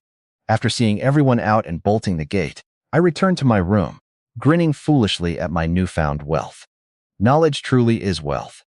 Jiang Lili offered to help me organize the items. Since it was getting dark, she suggested lighting the lantern first. Seeing me struggle to figure out how to open the lampshade, she showed me how to unscrew the oil cap, adjust the wick, and press the side lever to raise the glass cover. I lit the match, and the lamp illuminated the room. Laughing at my own initial cluelessness, I shared the fascinating history of lanterns with her, how industrial flat glass made glass lampshades affordable, and how American cowboys and Shanghai fishermen originally used them on carriages and boats. Jiang Lili listened intently, amazed by the history behind a simple lantern. She mentioned that while urban educated youth preferred lanterns because they were brighter and smokeless, they were usually too expensive and required scarce ration coupons. Curious, I asked her what standard supplies educated youth typically received. She listed the basics: a single mosquito net, bedsheet, quilt covers, 2 quilts, towels, a toothbrush, tooth powder, an enamel mug, a lunchbox, a thermos, basins, soap, a lock, and 1 shared kerosene lamp per room. Examining my extra items, including 9 feet of blue cotton cloth, single-layer clothes, shorts, rubber-soled shoes, a water bottle, a flashlight with batteries, a lantern, kerosene, and extra toiletries, I realized the brigade leadership had given me a uniquely high standard of supplies. As Jiang Lili helped me arrange my room, I set aside 2 towels, a toothbrush, and a tube of toothpaste to return to her for the items she had lent me earlier. When she hesitated because toothpaste was far more expensive than the tooth powder she had provided, I joked that returning what I borrowed made it easy to borrow again in the future. Embarrassed yet happy, she gently agreed to accept them. Jiang Lili bustled around my room, methodically organizing all my new belongings. She advised washing the sheets, blankets, and clothes before use, storing the mosquito net for warmer weather, and keeping daily essentials like the lunchbox, enamel basins, and thermos readily accessible. She carefully arranged the clothes, shoes, rice, oil, and cured meats in the cabinets, locking them securely with the new pin tumbler lock, while warning me to store the kerosene safely in a corner. After she boiled hot water, filled my thermos, and hung the cured meat on a bamboo pole, she quietly returned to her own room for the night. I was touched by how thoughtfully she organized everything, making my room feel orderly and comfortable. Dimming the kerosene lamp, I sat down with a hot cup of tea to reflect on my 3 days in this era. Realizing my transmigration was not a dream, I accepted my new reality. I pondered my skill panel and the unique beastly language ability. In a rural environment driven by agriculture and livestock, mastering communication with animals could allow me to become a semi-veterinary expert, making life in the countryside much easier. I resolved to raise my own animals once, settled so I could practice and level up my skills. Finally, I set a clear, immediate goal for myself: resolve my official household registration. Without proper registration and identification, I could not secure land, travel, get a job, or build a stable future. With a humble plan to secure my registration, build my skills, and live a peaceful, free life, I crawled into bed and drifted off to sleep. Continuing my mission, I spent the day teaching turtle butchering to Team 4 and Team 7, with plans to finish Teams 8 and 9 tomorrow. Upon wrapping up with Team 4, the team leader presented me with a basket of return gifts identical to Team 5's: rice, cured meat, salt-cured fish, cotton, rapeseed oil, and condiments. As the militia squad leader escorted me toward Team 7 on a mule, I noticed an elderly carpenter crafting a brand new large wooden basin outside his home. Wanting a proper tub to take a bath, I asked if I could trade my newly received return gifts for the wooden basin. My offer offended the squad leader, who thought I was looking down on their hospitality and trying to sneakily return their gifts out of pity. He dismounted, called over his father, the carpenter, and insisted that the tub be given to me for free. When the team leader arrived and learned what happened, He backed up the squad leader, declaring that local villagers might be poor, but they possessed immense integrity. He explained that the wooden basin was made from local fir wood and cost very little to make, whereas the return gift standard set by the brigade headquarters was non-negotiable etiquette. To ensure I received the tub without burdening the old carpenter, the team leader promised to compensate him with work points. He then treated the wooden tub as an additional free token of appreciation from Team 4, ordering a young man named Sanguzi to hitch up a donkey cart and haul the large basin along with all my return gifts straight to my room. Touched by the pure generosity and honest spirit of the local villagers, I offered a sincere bow of gratitude. As I departed, I overheard the locals behind me debating the purpose of the tub, concluding that a master chef must use such a massive kidney basin to soak and clean large quantities of turtles at once. Upon returning early from my teaching session at Team 7, Jiang Lili helped organize my new return gifts. Curious, she asked why I insisted on getting the large kidney basin. When I answered that I intended to use it for bathing, she gasped in surprise and gently explained its actual purpose. She revealed that locals do not use kidney basins for baths because they consume too much water. Instead, they are used to scald pig hair during slaughter or serve as small boats to navigate ponds when harvesting lotus pods and lotus roots. Realizing it was essentially a pig scalding tub and a small boat, I laughed off the mix-up. Since the tub was brand new, I decided it would serve as my personal bathtub regardless. Reflecting on these generous gifts, including the bamboo chairs and carrying basket, I felt a deep sense of gratitude for the genuine warmth of the rural community. Energized, I set out to boil water and refill the water tank. Good food and rest over the past few days had boosted my attributes. My physical condition rose to 8.7, my strength reached 7.1, and my teaching skill leveled up to LV3. With my improved strength, I easily carried full shoulder loads of water from the river. Jiang Lili thoroughly scrubbed the kidney basin and set it up in the empty room next door to keep my sleeping quarters dry. She also washed my new sheets, blankets, and clothes, making my bed completely ready. Deeply touched by her care, I told her that whoever married her would be remarkably lucky. She blushed and reminded me that friends always help each other out. After filling the basin, I stripped off my worn clothes and soaked in the warm water, feeling immensely refreshed. Even though I had to use basic laundry soap for my hair and body, the bath was pure bliss. Afterward, I dried off, put on clean clothes, and sank into my fresh, thick quilt. For the first time since arriving, I felt truly comfortable, thinking to myself, this is the life. Standing under the eaves in my brand new military uniform and overcoat, I felt deeply conflicted. I needed to go out and slaughter turtles for Team 8 and Team 9, but I hesitated to wear such nice clothes for messy labor. I noticed noise in the village, and Jiang Lili explained that workers were planting utility poles for power lines and loudspeakers. Just as Jiang Lili nervously stepped forward to hand me something, storekeeper Huang entered the courtyard, carrying a large cloth bag. Seeing her holding a handmade pair of cotton shoes, storekeeper Huang paused. I quickly covered for her, explaining that I had asked Comrade Jiang to make me warm shoes for reading at night. Storekeeper Huang accepted the explanation and reminded me to stick to that story if anyone else asked. Storekeeper Huang then delivered the clothes promised by Team 6, a cotton-padded jacket, cotton-padded trousers, cotton shoes, 2 sets of single-layer homespun clothes, and 2 pairs of cloth shoes. I immediately tried on the cotton jacket, which fit comfortably. Observing that Jiang Lili was skilled at sewing, storekeeper Huang suggested she use my spare cloth and cotton to tailor me a warm vest. However, during our conversation, storekeeper Huang casually mentioned that I was only 16 years old, while Jiang Lili was 17. Stunned, I realized I had let my real age slip. Jiang Lili had assumed I was 18. After I signed storekeeper Huang's ledger and he departed, Jiang Lili puffed out her cheeks like a little goldfish.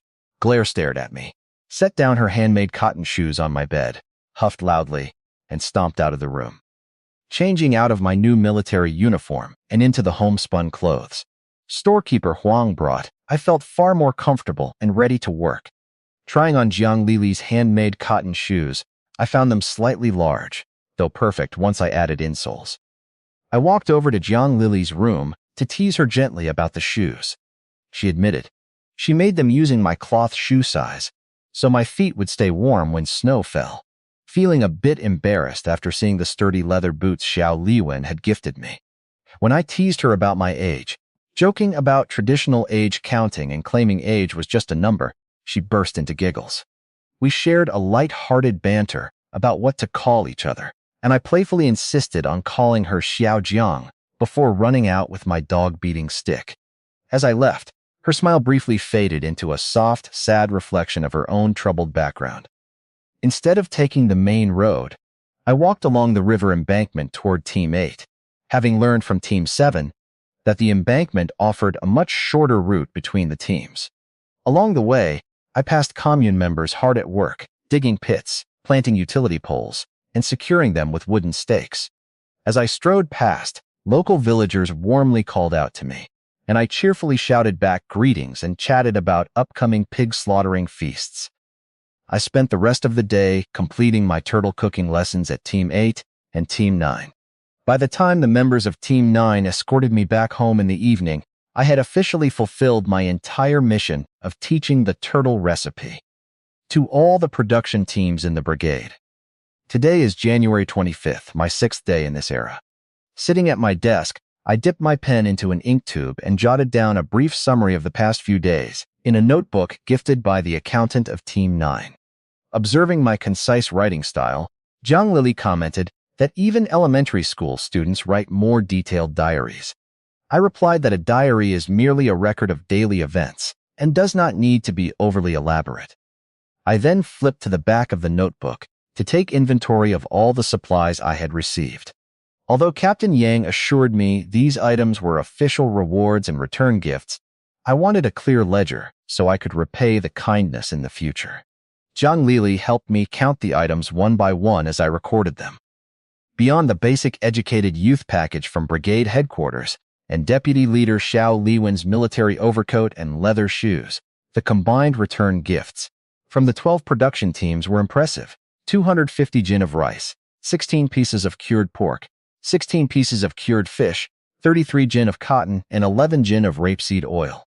The list also included pickled vegetables, homemade soy sauce and vinegar, chili sauce, kimchi, a kidney basin, 2 bathtubs, bamboo chairs carrying poles, buckets, straw hats, raincoats, traditional wooden clogs, and my writing stationery. Once the ledger was complete, I stretched and prepared to head to Team 5 to help Deputy Leader Xiao Liwen's family make sauerkraut. Remembering the live turtles I had left in the pig trough, I asked Jiang Lili if they were all right. She chuckled and reassured me that she had already added silt to the troughs to keep them alive and healthy. I encouraged her to cut off some of the cured meat to eat, but she silently protested, insisting the food belonged to me. Just as I offered to handle the cooking myself going forward, a knock sounded at the courtyard gate. Captain Yang walked in and excitedly announced that Officer Zhu from the Public Security Bureau was on his way to speak with me. Officer Zhu sat at the table with Captain Yang, while Jiang Lili cautiously joined us after Captain Yang politely invited her to sit. Observing my comfortable new clothes, Officer Zhu joked that I was doing quite well. Captain Yang chimed in, proudly showing off the massive pile of return gifts and supplies I had accumulated from teaching all the production teams across the brigade. Once the light-hearted banter settled, Officer Zhu shared the real news. He explained that after checking with all 16 townships across the county, none of the reported missing persons matched my description.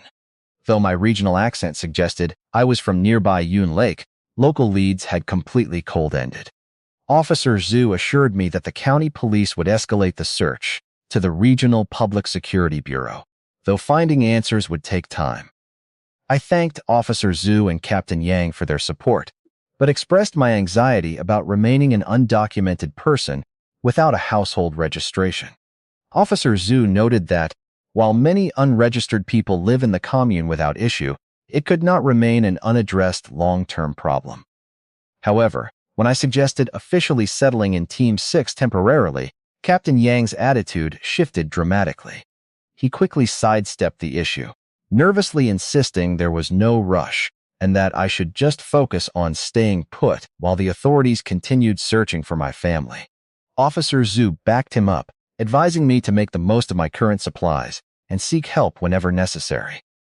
After warning Captain Yang to guard the newly installed power lines against theft, Officer Zhu departed, with Captain Yang eagerly seeing him out.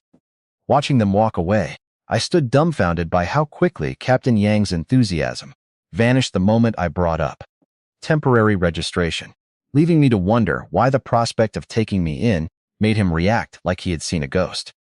After Captain Yang and Officer Zhu left, I asked Jiang Lili why Captain Yang reacted so strongly when I mentioned settling down.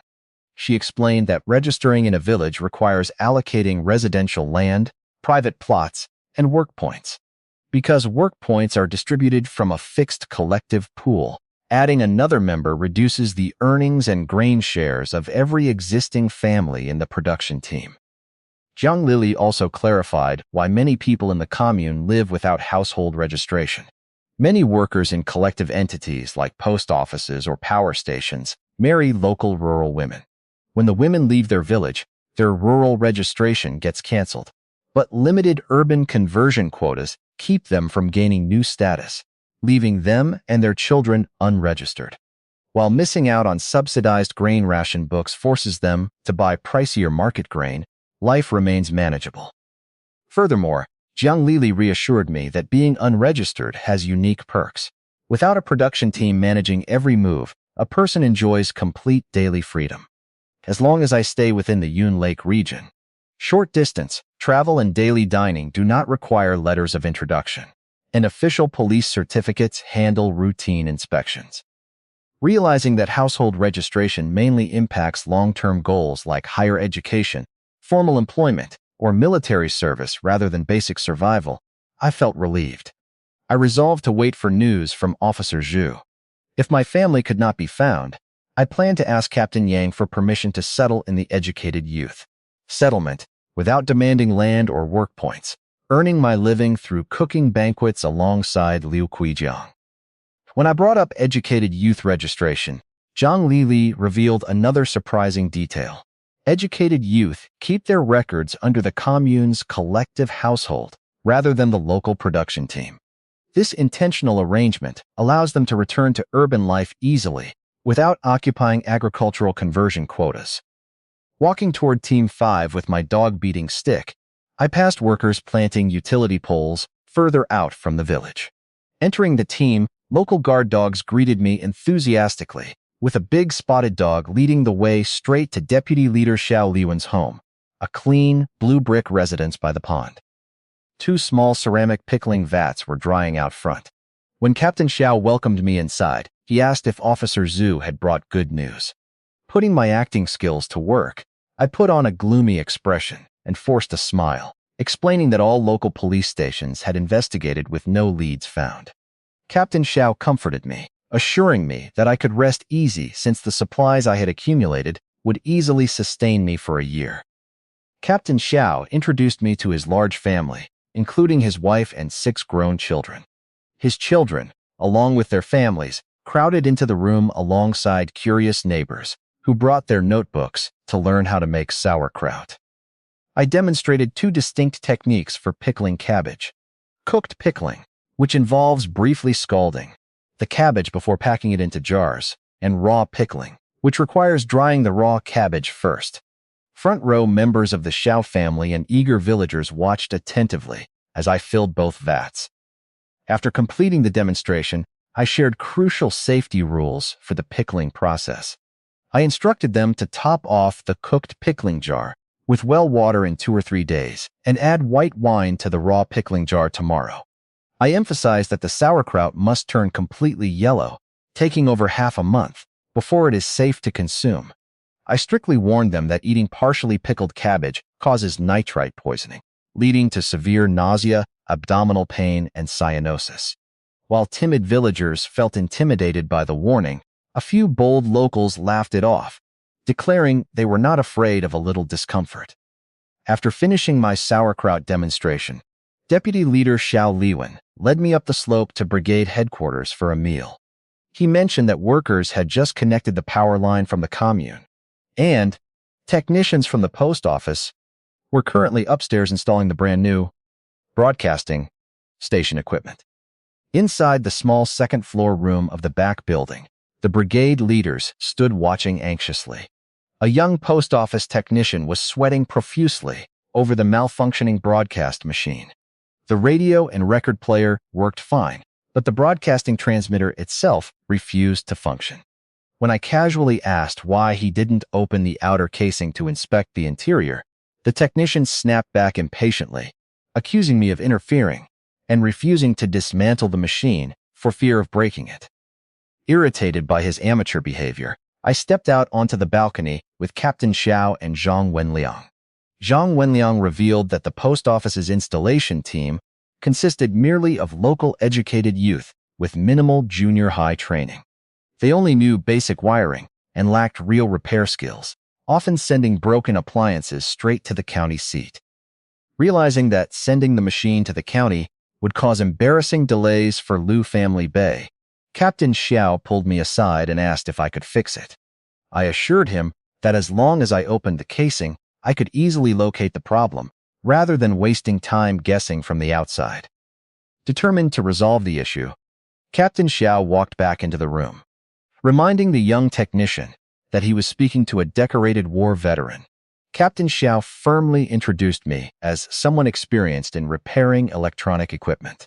When the technician nervously asked who would take responsibility if I broke the machine, Captain Xiao proudly stepped forward and declared that he would personally take full responsibility for anything I did.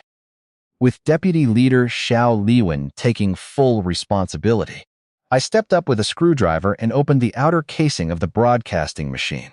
When I looked inside, I could barely suppress a laugh. I signaled to Zhang Wenliang, who immediately took the young post office technician outside under the pretext of having a cigarette. Once they stepped out, the brigade leaders crowded around the table. Looking closely at the complex circuitry, they burst into quiet laughter alongside me. The entire issue was simply a single loose wire. I quickly wrapped and tightened the wire, checked the rest of the screws, turned on the power, and spoke into the microphone. "Hello, hello, hello." Instantly, my voice boomed loud and clear from the loudspeaker on the courtyard roof, drawing an excited crowd of villagers from Team 5 to listen outside.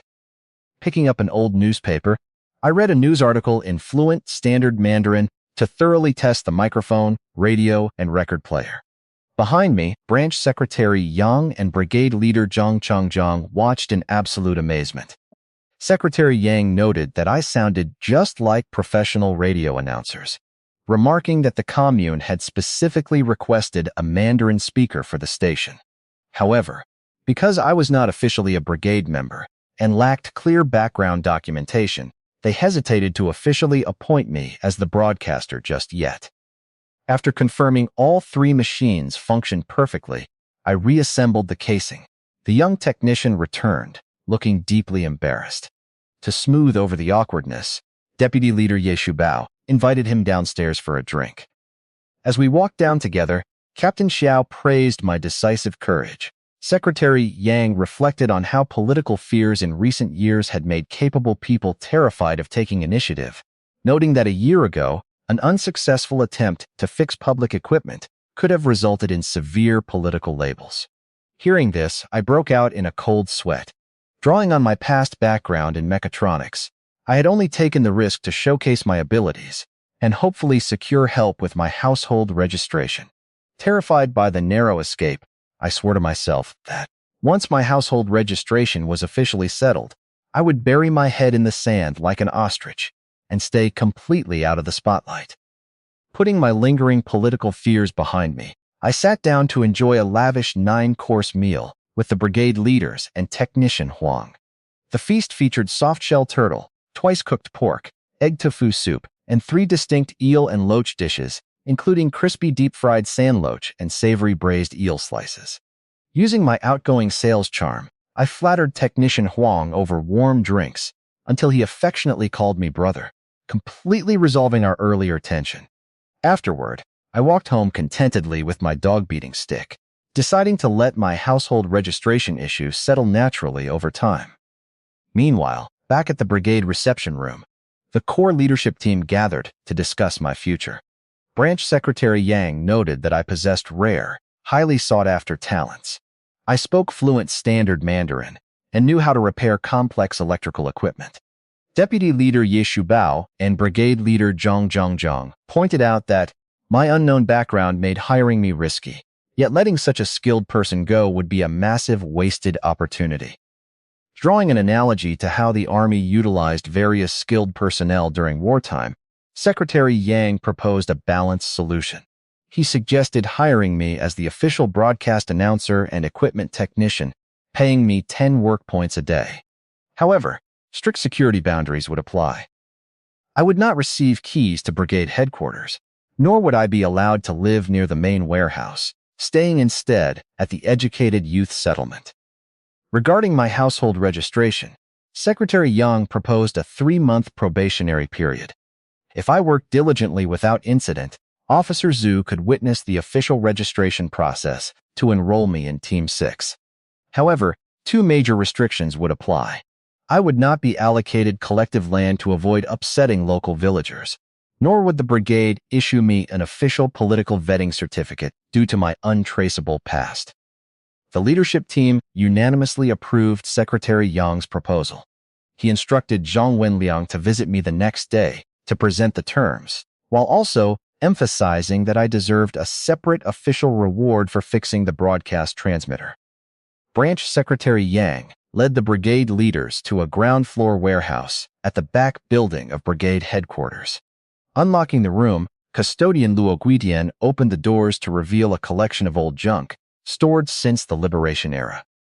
Secretary Yang searched through the room and uncovered a foot-tall, broken vintage clock with a glass cover. Brigade leader Zhang Changzhang and Yang Xingshu expressed disbelief, pointing out that gifting a decades-old broken clock, worth almost nothing even in a second-hand shop, seemed cheap. Secretary Yang chuckled and explained his underlying scheme. Since I was only 16 or 17 yet possessed mysterious skills in both cooking and electrical repairs, he wanted to test the true extent of my abilities. By gifting me the broken mechanical clock, he wanted to see if I could fix mechanical wind-up devices as well as electronic radios. If I succeeded, the brigade could rely on me to fix all sorts of broken equipment in the future. To further test me, Secretary Yang also added an ancient, broken gramophone to the gift list. He then instructed Zhang Wenliang to deliver both broken items to me on horseback. Meanwhile, I walked back across the fields to the educated youth settlement, feeling physically stronger thanks to days of good food and constant walking. Upon entering the courtyard, I noticed a brand new utility pole erected right beside my room with electrical wiring running under the eaves. Zhang Lili greeted me warmly and explained that the commune had issued a special directive requiring electric lights to be installed across all 5 educated youth settlements in the area. Thrilled by the prospect of having electricity, I immediately asked her the most crucial question. Who would be paying for the electric bill? When Jiang Lili mentioned that electric wiring was being installed in the educated youth settlement, I immediately worried about the electric bill. Even though electricity costs only 16.5 cents per kilowatt hour, I did not have a single penny on me. I jokingly proclaimed myself a true, penniless proletarian. Zhang Lili laughed at my candor and noted that despite my lack of cash, my room was packed with valuable supplies. Inside, she poured me warm tea and suggested I sell some of my excess goods at the local purchasing station to earn spending money. Surprised by the idea, I asked her to explain how buying and selling worked in the countryside. Zhang Lili explained that the commune's supply and marketing cooperative operates 3 main branches: the retail cooperative, purchasing stations, and consignment sales points. While scrapyards handle unsalvageable junk, purchasing stations buy usable second-hand items and local agricultural products directly from villagers. For instance, when eggs are no longer restricted, villagers can sell them to purchasing stations. She even highlighted high-value wild items like dried locust flower buds, which fetch up to 21 yuan per jin during their short annual harvest season, helping many families fund their children's education. She further clarified that while individuals were previously forbidden from keeping wild game, fish, or gathered plants, recent policy shifts now allow commune members to hunt, fish, and gather freely for extra income. Lastly, she explained that consignment points act as small village branch shops, stocked by the cooperative with salt, condiments, and basic farm tools. When I wondered why I had never seen these local stations during my recent trips across the brigade, she smiled and revealed that Liu Family Bay's purchasing station and consignment sales point are both located in Team 10, the far side of the brigade. Realizing I could sell surplus goods at the purchasing station, I immediately evaluated my inventory. While keeping essential staples like rice and oil, I decided I could sell some of my 16 pieces of cured pork, 16 pieces of cured fish, and 33 jin of cotton. Zhang Lili estimated that cured pork could fetch 1.5 yuan per jin, cured fish 0.5 yuan per jin, and cotton 0.7 yuan per jin, while miscellaneous household items like buckets and raincoats were worth very little. She reassured me that selling goods at the purchasing station required no letters of introduction or household registration. Although borrowing a team donkey cart was uncertain due to my non-member status, I optimistically declared I could easily transport the items using my carrying pole, baskets, and backpack. Looking forward to having money in my pocket, I jokingly told Jiang Lili that I needed to start eating simple meals like stir-fried pork skin with cabbage to avoid getting fat from constant rich banquets. Our conversation was interrupted by a knock at the courtyard gate. Zhang Wenliang arrived on horseback, carrying 2 straw-filled baskets. After Jiang Lili politely greeted him and headed to her room, I brought Zhang Wenliang inside and poured him a fresh bowl of tea. Zhang Wenliang gestured toward the baskets, prompting me to carefully unpack 2 heavily wrapped items. To my delight, the first package contained an old-fashioned vacuum tube radio. Excitedly opening the second package, I uncovered a vintage horsehead mechanical clock. Having collected and studied similar grandfather clocks during my college years, I recognized the model instantly. However, leaning in closer to examine the clock face and internal mechanics, I turned to Zhang Wenliang and noted that it was clearly broken, deadpanning that my eyes were not blind. Examining the radio and grandfather clock, I realized both items were completely broken. Zhang Wenliang sheepishly explained that brigade headquarters wanted to reward my recent repair work, but lacking funds, Secretary Yang decided to give me these 2 vintage warehouse items so I could fix them up for my own use. The radio was an imported German vacuum tube model left behind during the war, while the clock was a purely mechanical piece. Knowing I lacked tools and replacement parts, and keeping my guard up to avoid future political trouble, I feigned helplessness and told him I had no way to repair them. Agreeing to leave them as room decorations for now, I invited Zhang Wenliang to stay for dinner so we could cook some of my cured meat. Zhang Wenliang then shared the major decision regarding my future. He relayed Secretary Yang's official offer. After a 3-month probationary period, the brigade would help me secure a local household registration and hire me as the official broadcast announcer and technician. I would earn 10 full work points daily for just 3 hours of work without laboring in the fields. However, because my background remained untraceable, the brigade could not allocate me agricultural land or issue an official political vetting certificate. While missing a political vetting certificate meant I could not pursue state jobs, higher education, or military service in the near future, I understood their position. I realized I could accept the terms, enjoy a comfortable life as a broadcaster, and eventually seek alternative opportunities down the road once policies eased.